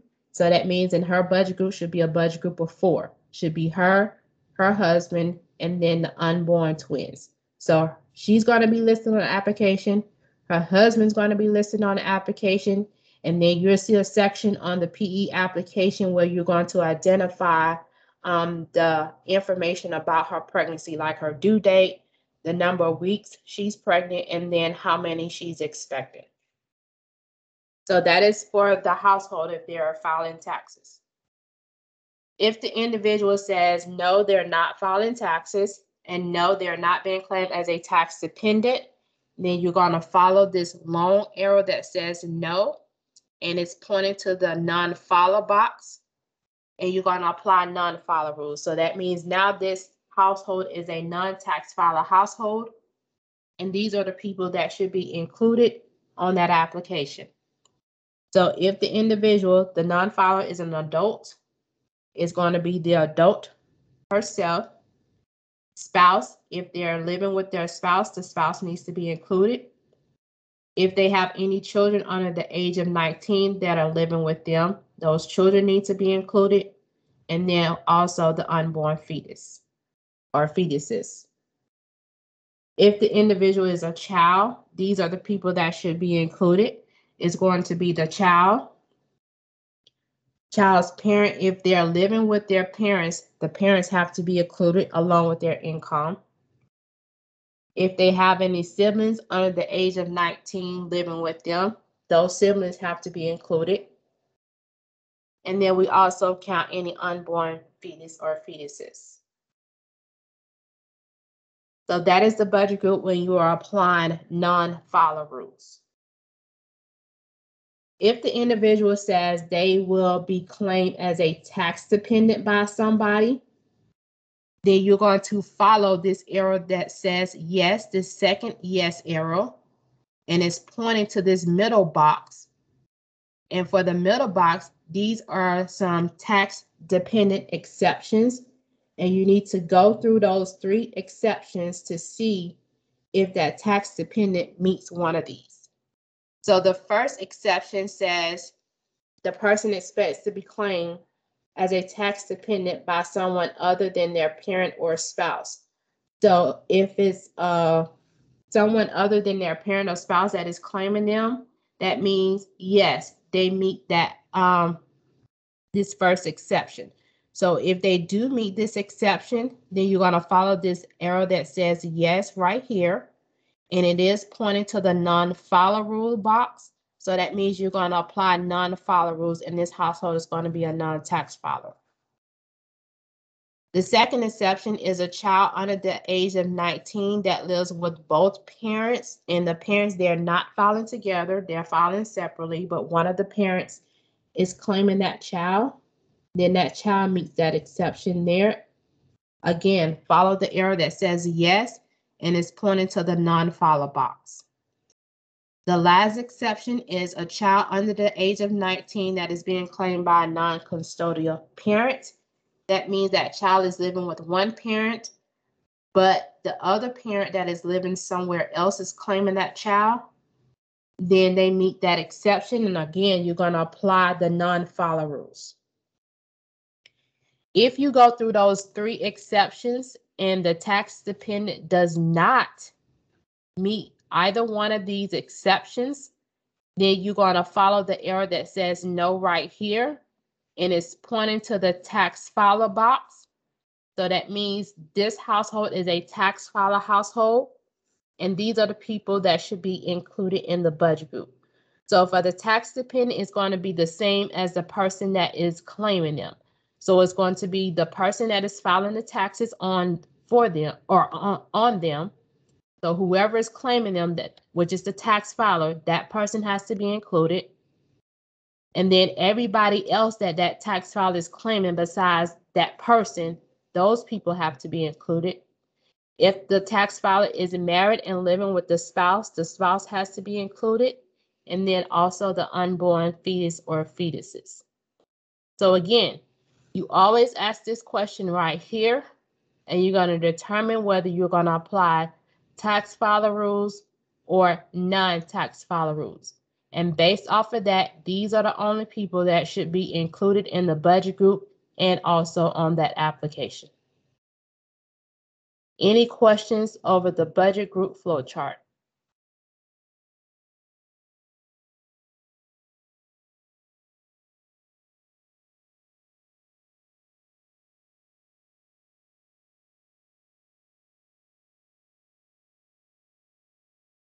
Okay. Now we're going to get into our income. So if an individual is included in the budget group and they have income that we include, that income is going to come right along with them. So for income, we're looking at taxable income. And that could be like Social Security benefits, tax-exempt interest, or foreign earned income. And of course, we all know that most people is going to have earned income where they're earning their income. And it could be like wages, salary, commissions, or either self-employment. And with the income, we first get their gross income, except for self-employment income. I will discuss self-employment income in just a moment. But for the other types of income, whether it's earned income, unearned income, like unemployment, workers' compensation, things of that nature, we always look at the gross income first. Then once we have the gross income, there are some deductions that we can look at and subtract off of their income to try to lower their income, and then we'll be looking at their net income, okay? For self-employment income, what you can do is we always have to count their net income. So what you would do is for self-employment income, you would first get their gross amounts. Then you're going to ask them if they have any business expenses. If they do, you're going to subtract those business expenses from the gross amount. And that's the amount you're going to use on the application. So for instance, if you have someone and they say they're self-employed, you're going to ask them, well, how much do you make in a month? So if they tell you I make $500 in a month, then you're going to ask them, well, do you have business expenses? How much are your business expenses in a month, in a given month? And they'll tell you, well, I have about $150 in business expenses. So what you do is subtract 500 from 150, and that should give you 350. So 350 is what you're going to count towards their income. But for all other income that's not self-employment income, we're going to look at some deductions that you can subtract off of their income. So for pre-tax deductions, these are for people that are working. So if they have deductions that are taken out of their check before taxes are taken out, then we can use that as a pre-tax deduction and subtract it off of their income. So your pre-tax deduction are things, and you have to ask to make sure that it is taken out of their check before taxes. So it could be things of like your dental insurance. Some people have the dental insurance, the health insurance, 401k, vision insurance, all that. Again, they don't have to show you their check. You just have to ask, and they just have to tell you, yes, I have pre-tax deductions. And you could just give them some examples saying, okay, what type of pre-tax deductions do you have? It could be like health insurance, dental insurance, whatever. And they tell you that, and they tell you the amount. So you just subtract that off of their income. For 1040 deductions, these are the deductions listed on the 1040 IRS form, and they are shown right here for you for your information. So you just need to be familiarized with what is considered a 1040 deductions. So it's everything listed on this particular slide. So lines actually 23 through 33. So if they have any of these types of deductions, then they can be subtracted off of their income as a 1040 deduction. Now, one thing that I have a star by is about this alimony. So if they are paying out alimony, then it depends on when their divorce or their separation was finalized or modified. Because if it was finalized, if the divorce or the separation was finalized or modified on or after January 1st of 2019, then we can no longer allow it as a deduction. It had to have been finalized or modified before January 1st, 2019. So as long as it was finalized or modified before January 1st, 2019, then you can't allow it as a deduction. Otherwise, it is no longer allowed after that date. So that is 1040. The other deduction, it is not like the 1040 and the pre-tax deduction, because if they have that, you can go ahead and immediately subtract it off of their income.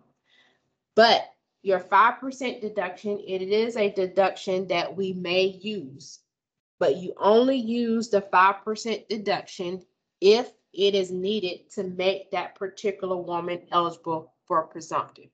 So let's say, for instance, let's go back to our scenario where the individual was self-employed, had gross income of 500, had business expenses of 150. So once we subtract those business expenses from the gross income, now her income is now 350 a month. So if we compare, and let's just say it's her husband, and the 2 unborn twins. So it's a budget group of 4. Let's say it's this budget group of 4. Their income is $350. The husband is not working. So their only income is her self-employment of $350. So if we look at this income chart, and this is the income chart you're going to use, these income limits do change every year. So next year around February, March, you're going to receive a new income limit chart for 2022. And you have to make sure you're using the correct limits each time. So please make sure next year around February, March, you have the most recent updated 22 limits, and this information will be sent out to you each year. So for now, we're still working on the 2021 limits, because looking at some audits that I have completed so far, I have people that are still using the 2020 limits. And the 2021 limits were effective since March of this year. So that means they have not been using the correct limits for some time now. So in our scenario, we had a budget group of 4. The income is $350. So if we look at a budget group of 4, and we go over here to the last column where it says 220%, the income limit is $4,859. These amounts are in a monthly amount. So when you look at your chart, remember, you're going to have to get a monthly amount. So if we compare $350 to this $4,859, she's under that limit. So that means we do not need to subtract this 5% deduction off of her income. Same scenario, but let's say, for instance, now their income is $5,000. So she come in, she says her income is $5,000. Still budget group of 4. Budget group of 4, the income limit is $4,859. But she says she has $5,000. Even if we did pre-tax deduction, 1040 deduction. Let's say she didn't have any of those. So now when we compare her $5,000 to the income limit of $4,859, she's over. So in order to see if she will be eligible, this is where we will go in and subtract the 5% deduction off of her income. The 5% deduction amount is already given to you, so it's already on this chart. All you have to do is just take this number and subtract it from their income. So we're going to subtract $111 from that $5,000. So in your calculator, you put $5,000 minus $111. So now her income drops down to $4,889. And we compare that back to the income limit of $4,859. She's still over. So in that instance, that application will be denied. But that is how you use your 5% deduction. It is only needed if the income that they have after you've done the pre-tax deductions and 1040 deductions, if they haven't, after you subtracted those, if they're still over, that's when you would need to subtract the 5% deduction to see if she would possibly be eligible there.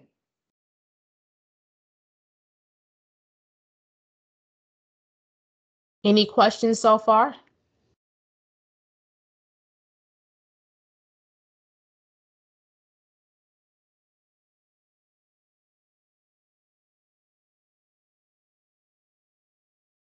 Okay, now we're going to talk about converting deductions. So like I showed you on the income limit chart, those amounts are in a monthly amount. So when you're asking an individual about their income, they need to give you that income in a monthly amount. If they do not give you that income or either the deductions in a monthly amount, then you're going to have to convert it over to a monthly amount. And this is how you convert the income or the pre-tax deduction or the pre-tax amount, the deductions amount into a monthly amount. So if they are paid weekly or their deductions is taken out weekly, then you're going to take the weekly amount and multiply it by 4.3333. So if the individual is making $300 a week, then in your calculator, you're going to make sure you clear it out each time. And if you have a calculator that kind of rounds up, you're going to need to find a different type of calculator. Because with these, you do not round the income and you do not round the deductions.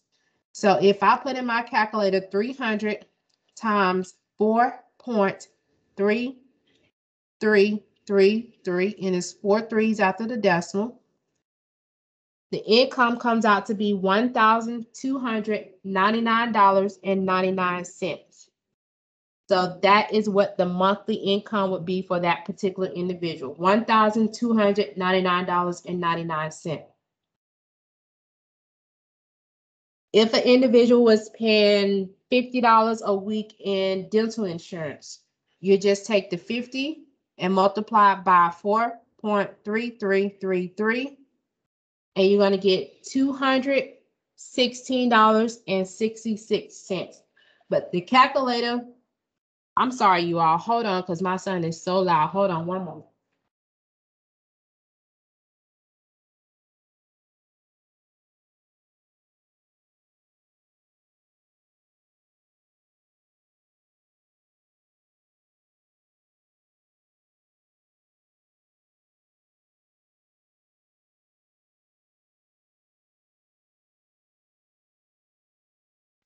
Sorry about that. So again, 50 times 4.3333. In your calculator, it's going to show you 216.665. So that means you're going to drop off that 5 and you're just going to have 216.66. It's not going to be 217. It's not going to be 216.67. And it shouldn't be 216.65. You take the two numbers right after the decimal point. So it's 216.66. If an individual is paid biweekly or the deductions are biweekly, you would take that biweekly amount and multiply it by 2.1666. If it's semi-monthly, meaning it's just twice a month, then you take that amount and multiply it by 2. If it's a yearly amount, you just divide it by 12.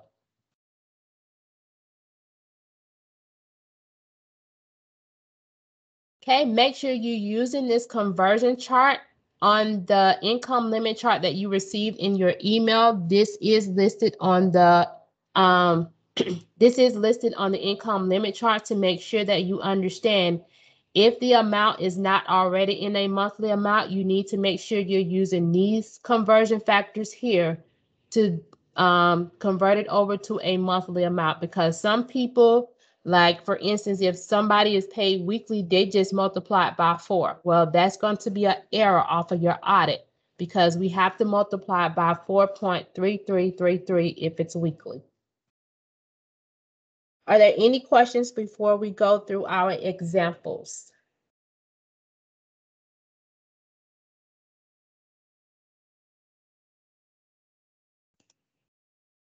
You're clear in the chat. Thank you. Okay, I'm going to call on some people to read the questions for me and to tell us what exactly we need to do.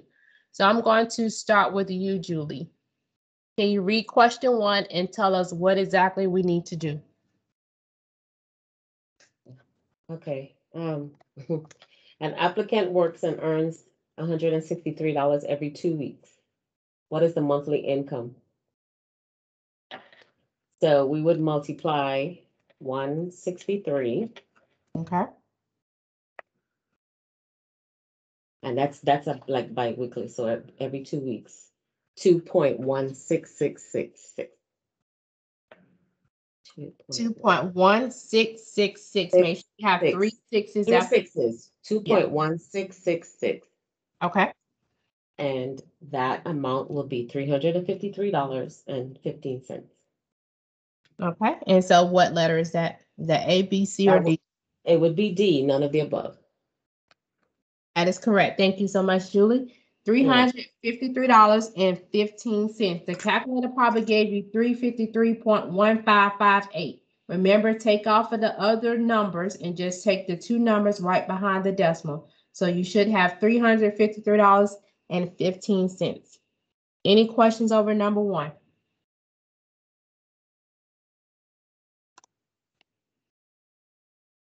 Deanna, can you read number 2, please?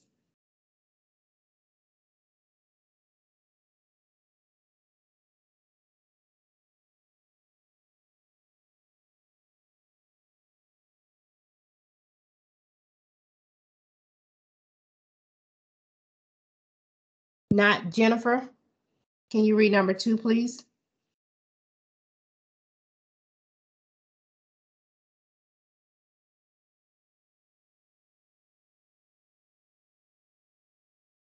Can everybody hear me? Yes, we can. Yep, we can.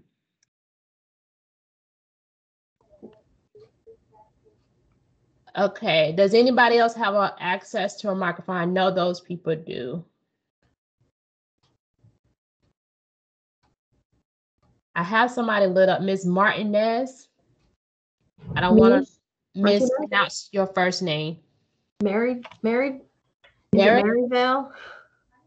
Marivelle, okay. Can you read number 2, please? Yes, ma'am.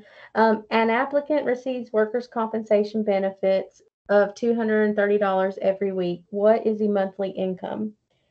I chose B, $996.65. Okay, tell us what we need to do. Okay. Every 2 weeks. So I went to the biweekly and I did 230 times 2.1666. Okay.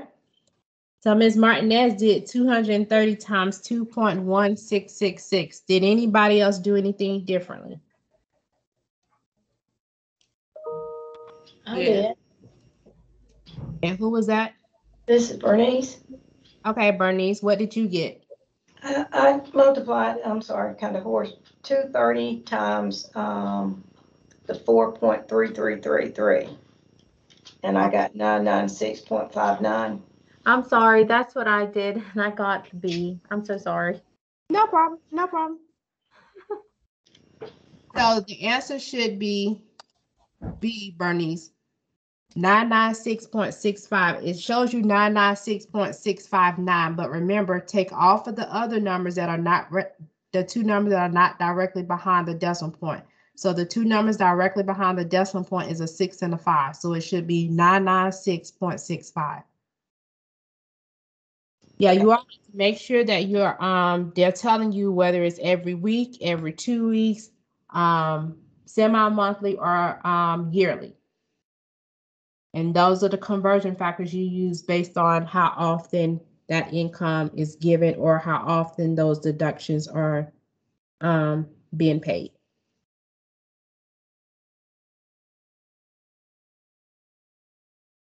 Anybody else that have access to a microphone, don't be shy. We're all in this together. I do. And who is this? Bolina. Bolina? Okay. Yes.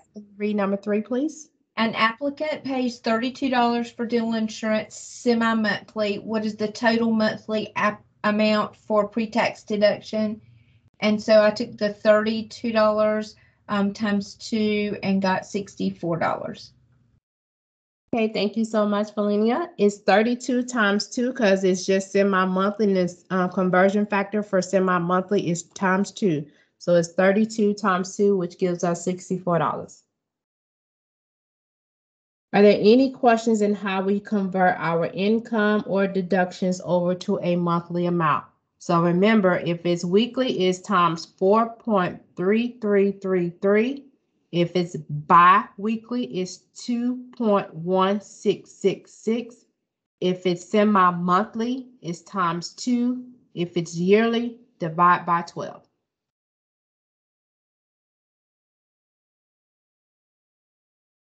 Okay.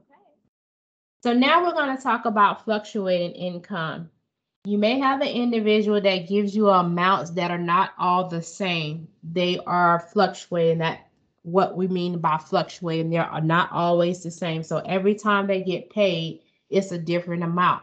And it could be a different amount based on, you know, how many hours they get before they're paid, or if they was out of work and they didn't get paid for it. So it just depends. So if you have an individual that has fluctuating income, this is how we're going to calculate their income.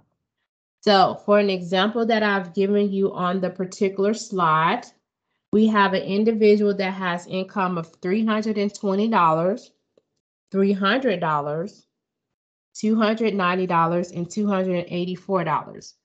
We're going to add all of those pays up together, and we should get $1,194. So that's the first step you're going to do, add the pays up together. Then you're going to take that amount and divide it by the number of pays they gave you. So in this instance, they gave us 4 pays. Remember, 320, 300, 290, 284. So those are 4 pays. So we're going to take this $1,194 and divide it by 4. And that's going to give our average pay. So in this instance, it's $298.50. So this is just telling us every time they get paid, this is what their pay is averaging out to be based off of the pays that they gave us. Then you're going to take this amount and multiply it, convert it over to a monthly amount based on how often they're paid. So if the individual is paid weekly, you're going to take that $298.50 and multiply it by 4.3333, and that'll give you your monthly amount. And you're going to do it for the same for bi-weekly, semi-monthly, or if it's just monthly, it's just the $298.50. So again, they give you pays that are fluctuating. It's not always the same. You're going to add those pays up together. They can give you 2 pays, 3 pays, whatever. If they give you 3 pays, you're going to add those 3 pays up together. Once you get that answer, you divide that by 3 because that's how many pays they gave you. And then you're going to ask them, well, how often do you get paid? And you take that amount. Once you divide it by 3, you would take that amount and convert it over to a monthly amount based on how often they are paid. Any questions over fluctuating income before we get into our examples?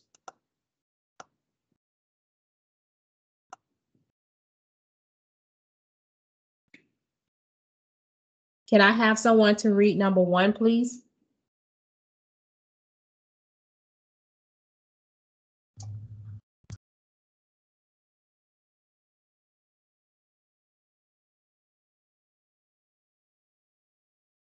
Anybody? I will. Do you want me to bring you? Okay. An applicant works and is paid every 2 weeks. Applicant was paid $493 and $499. What is the monthly income? So you would add the 2 together and divide by 2 to get an average of $496, and then multiply that by 2.1666 and get 1074.63. That is correct. Thank you so much, Valenia. So you're going to add the pays up together. Let's do this step by step. So making sure everybody understands. So they gave us 2 pays, $493 on your calculator, clear it out. 493 plus 499, you should get 992. They gave us 2 pays. We need to divide that by 2. So you're going to put divide by 2. You should get $496. So now we need to convert that over to a monthly amount. They're paid every 2 weeks. So we're going to take that $496 and multiply by 2.1666. And your answer is $1,074.63. Any questions?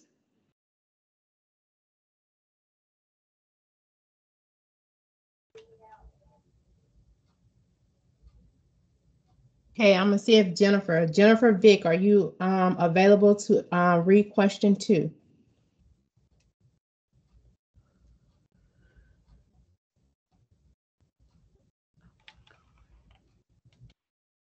If not, Ms. Martinez, can you read question 2? An applicant works and paid monthly.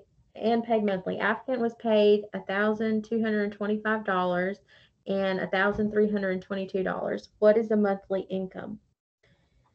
So if you add 1,225 plus 1,322, you're going to get 2,547.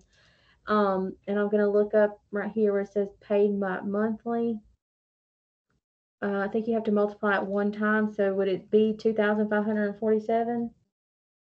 Okay. Ms. Martin said 2,547, so she has A. Did anybody get anything differently? I got D. Okay. Because you would average those two, the 1225 and the 1322, and get 1273.50. Okay. So I have A and I have D. Does anybody else have anything differently? If you don't have access to a microphone, you all that don't have access to a microphone, please participate and put it in the chat of what your answer is. So we got A and we got D so far. And let's see how many, see what majority says in the chat. I have another D.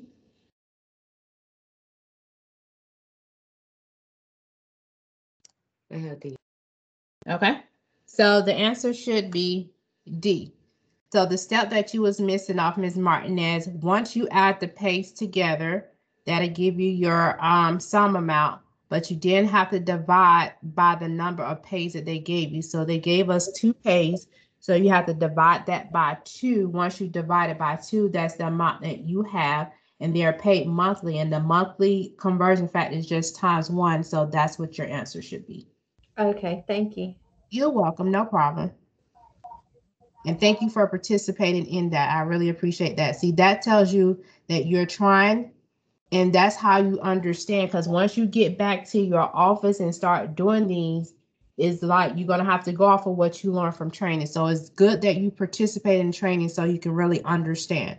Yes, So ma'am. 1225 plus 1322, you should get 2,547, like she said. But then we need to divide that by 2. Once we divide it by 2, we get $1,273.50. If we multiply it by 1, we're still going to get the same amount. Thank you so much, Ms. Martinez. Thank you.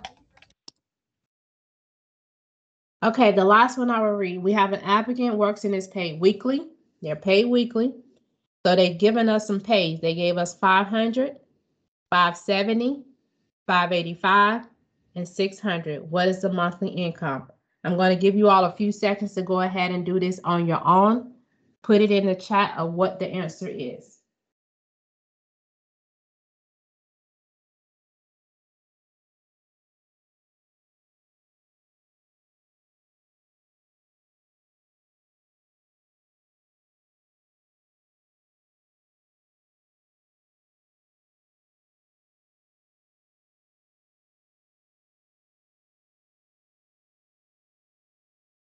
We're getting plenty of answers in the chat. Okay.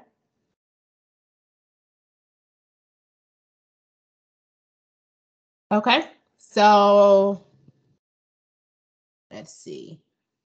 I have B's and I have a couple of D's. A few D's. I have an A.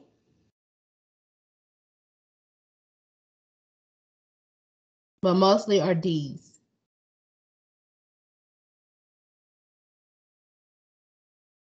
And B's. So it's between D and B. So let's see what the answer is. The answer should be B. So in your calculator, everybody clear out your calculator. Let's do this together. So you have 500 plus 570 plus 585 plus 600.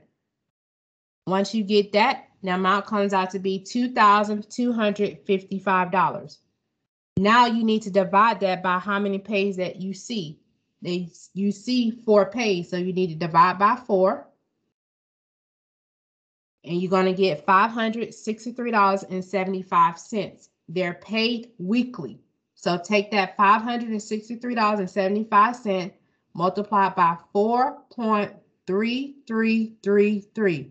And another thing, some people, they miss off that 4th 3. Make sure you have 4 3s. because that would give you a different answer if you don't. And you should get $2,442.89. Any questions? Everybody that said D, do you understand now of how we got B? Yes, I think I just need to carefully look at what it said paid weekly, because I went for what is the monthly income. Okay. Yeah, no problem by that. You're not the only one, because that's where a lot of the errors come at, especially with auditing. When I'm auditing people, that's where people are missing most of their errors, or their errors are coming from is the income. Either you're not converting correctly, or we're rounding, or if they have fluctuated income, we forget the step of dividing by how many pays they receive. Once you add them up, you got to divide by how many pays they receive, because that's like doing an average. That's like anything. If I'm having all these grades and I want to see what my average is looking like, that's what I have to do. I have to add up all the grades that I've received so far and divide by the grades that I've given, and that will come out with my average. So that's what you have to do. Add up all the pays that you receive or they gave you, divide by the number of pays, and then based on how often they're paid, that's when you convert it over to a monthly amount. Are there any questions over converting or fluctuating income?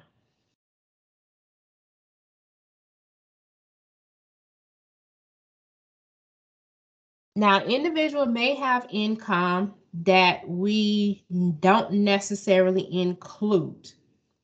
Right here on slide 46, I give you just a small list of some of the examples of income that we do not include.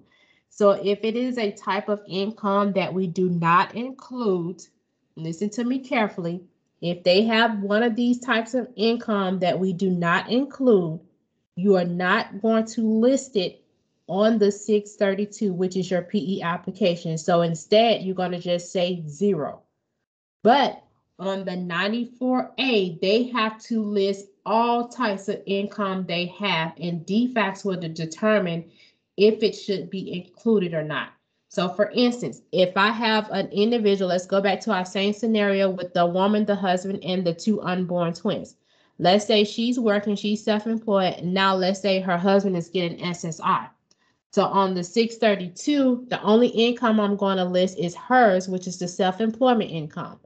But on the 94A, I'm going to list her self-employment income up under her, and then I'm going to list his SSI income up under him, okay? So there's a difference. That's the only way your 632 and your 94A may be kind of slightly different, is when it's coming to listing the income.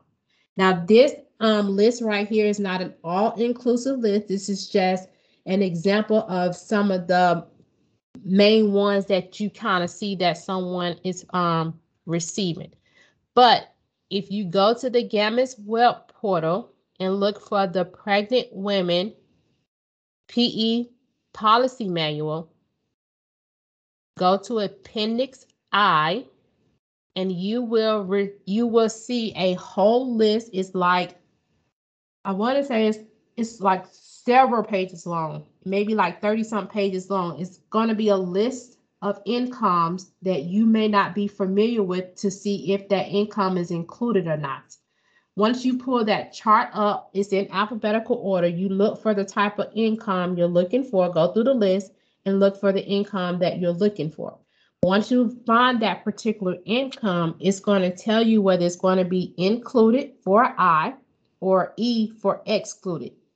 Also, in the parentheses beside the I or the E, you may see the word MAGI, which is Magi, or you may see non-Magi.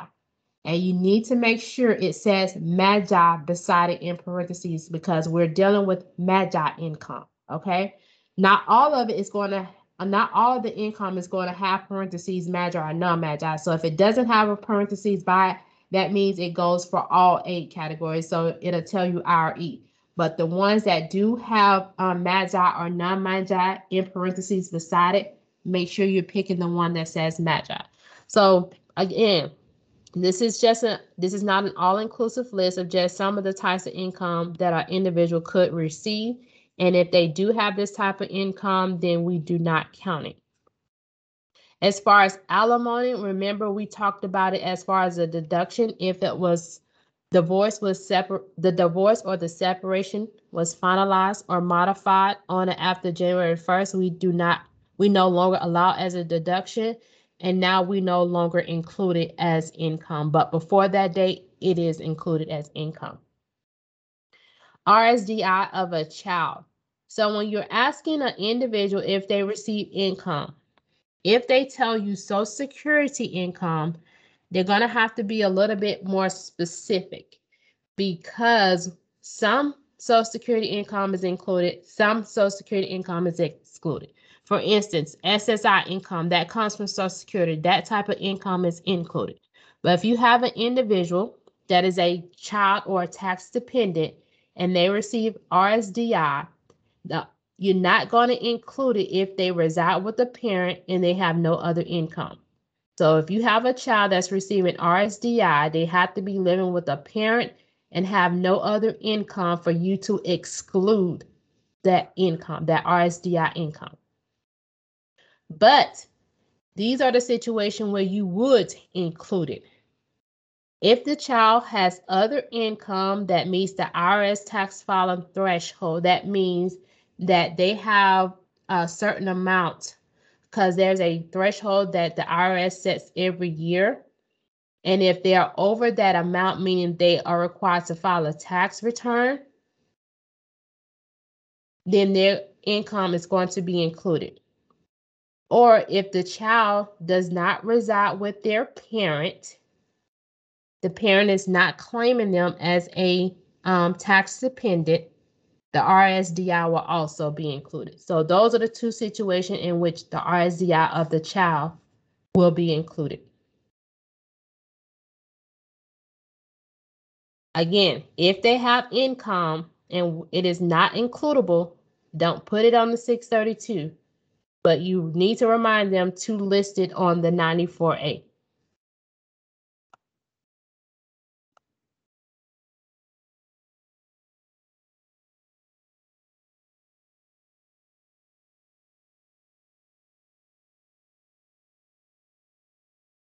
Okay.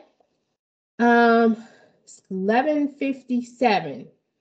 Let's get a majority of votes. I really wanted to get to the examples before we break off to lunch, but I'm going to let you all decide. Do you all want to go ahead and go to lunch now, or do you want to go through this part? It'll probably take us maybe 10, at the most 15 minutes to go through. Then we can cut off for lunch. But you all let me know if you want to stop here and go to lunch, or you want to wait at least 10 to 15 more minutes and then go to lunch. So you all let me know. You can type it in the chat or take yourself off mute. And the majority is going to rule.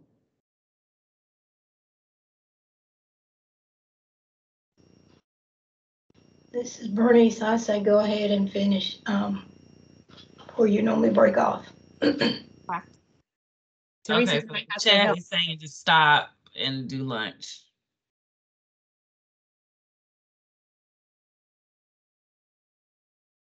Okay, if everybody don't vote, then we're going to go with what we have here. And it looks like everybody wants to stop. So that's what we're going to do. It's 11:59. Come back directly at 12:30. We will get started back at 12:30. Kanita, when we come back, can you look up the coordinator for Bullock County? Yeah, I'll look that up right now. So everybody come back at 12:30. And I'm going to stop the recording and then I'll start it back once we come back from lunch.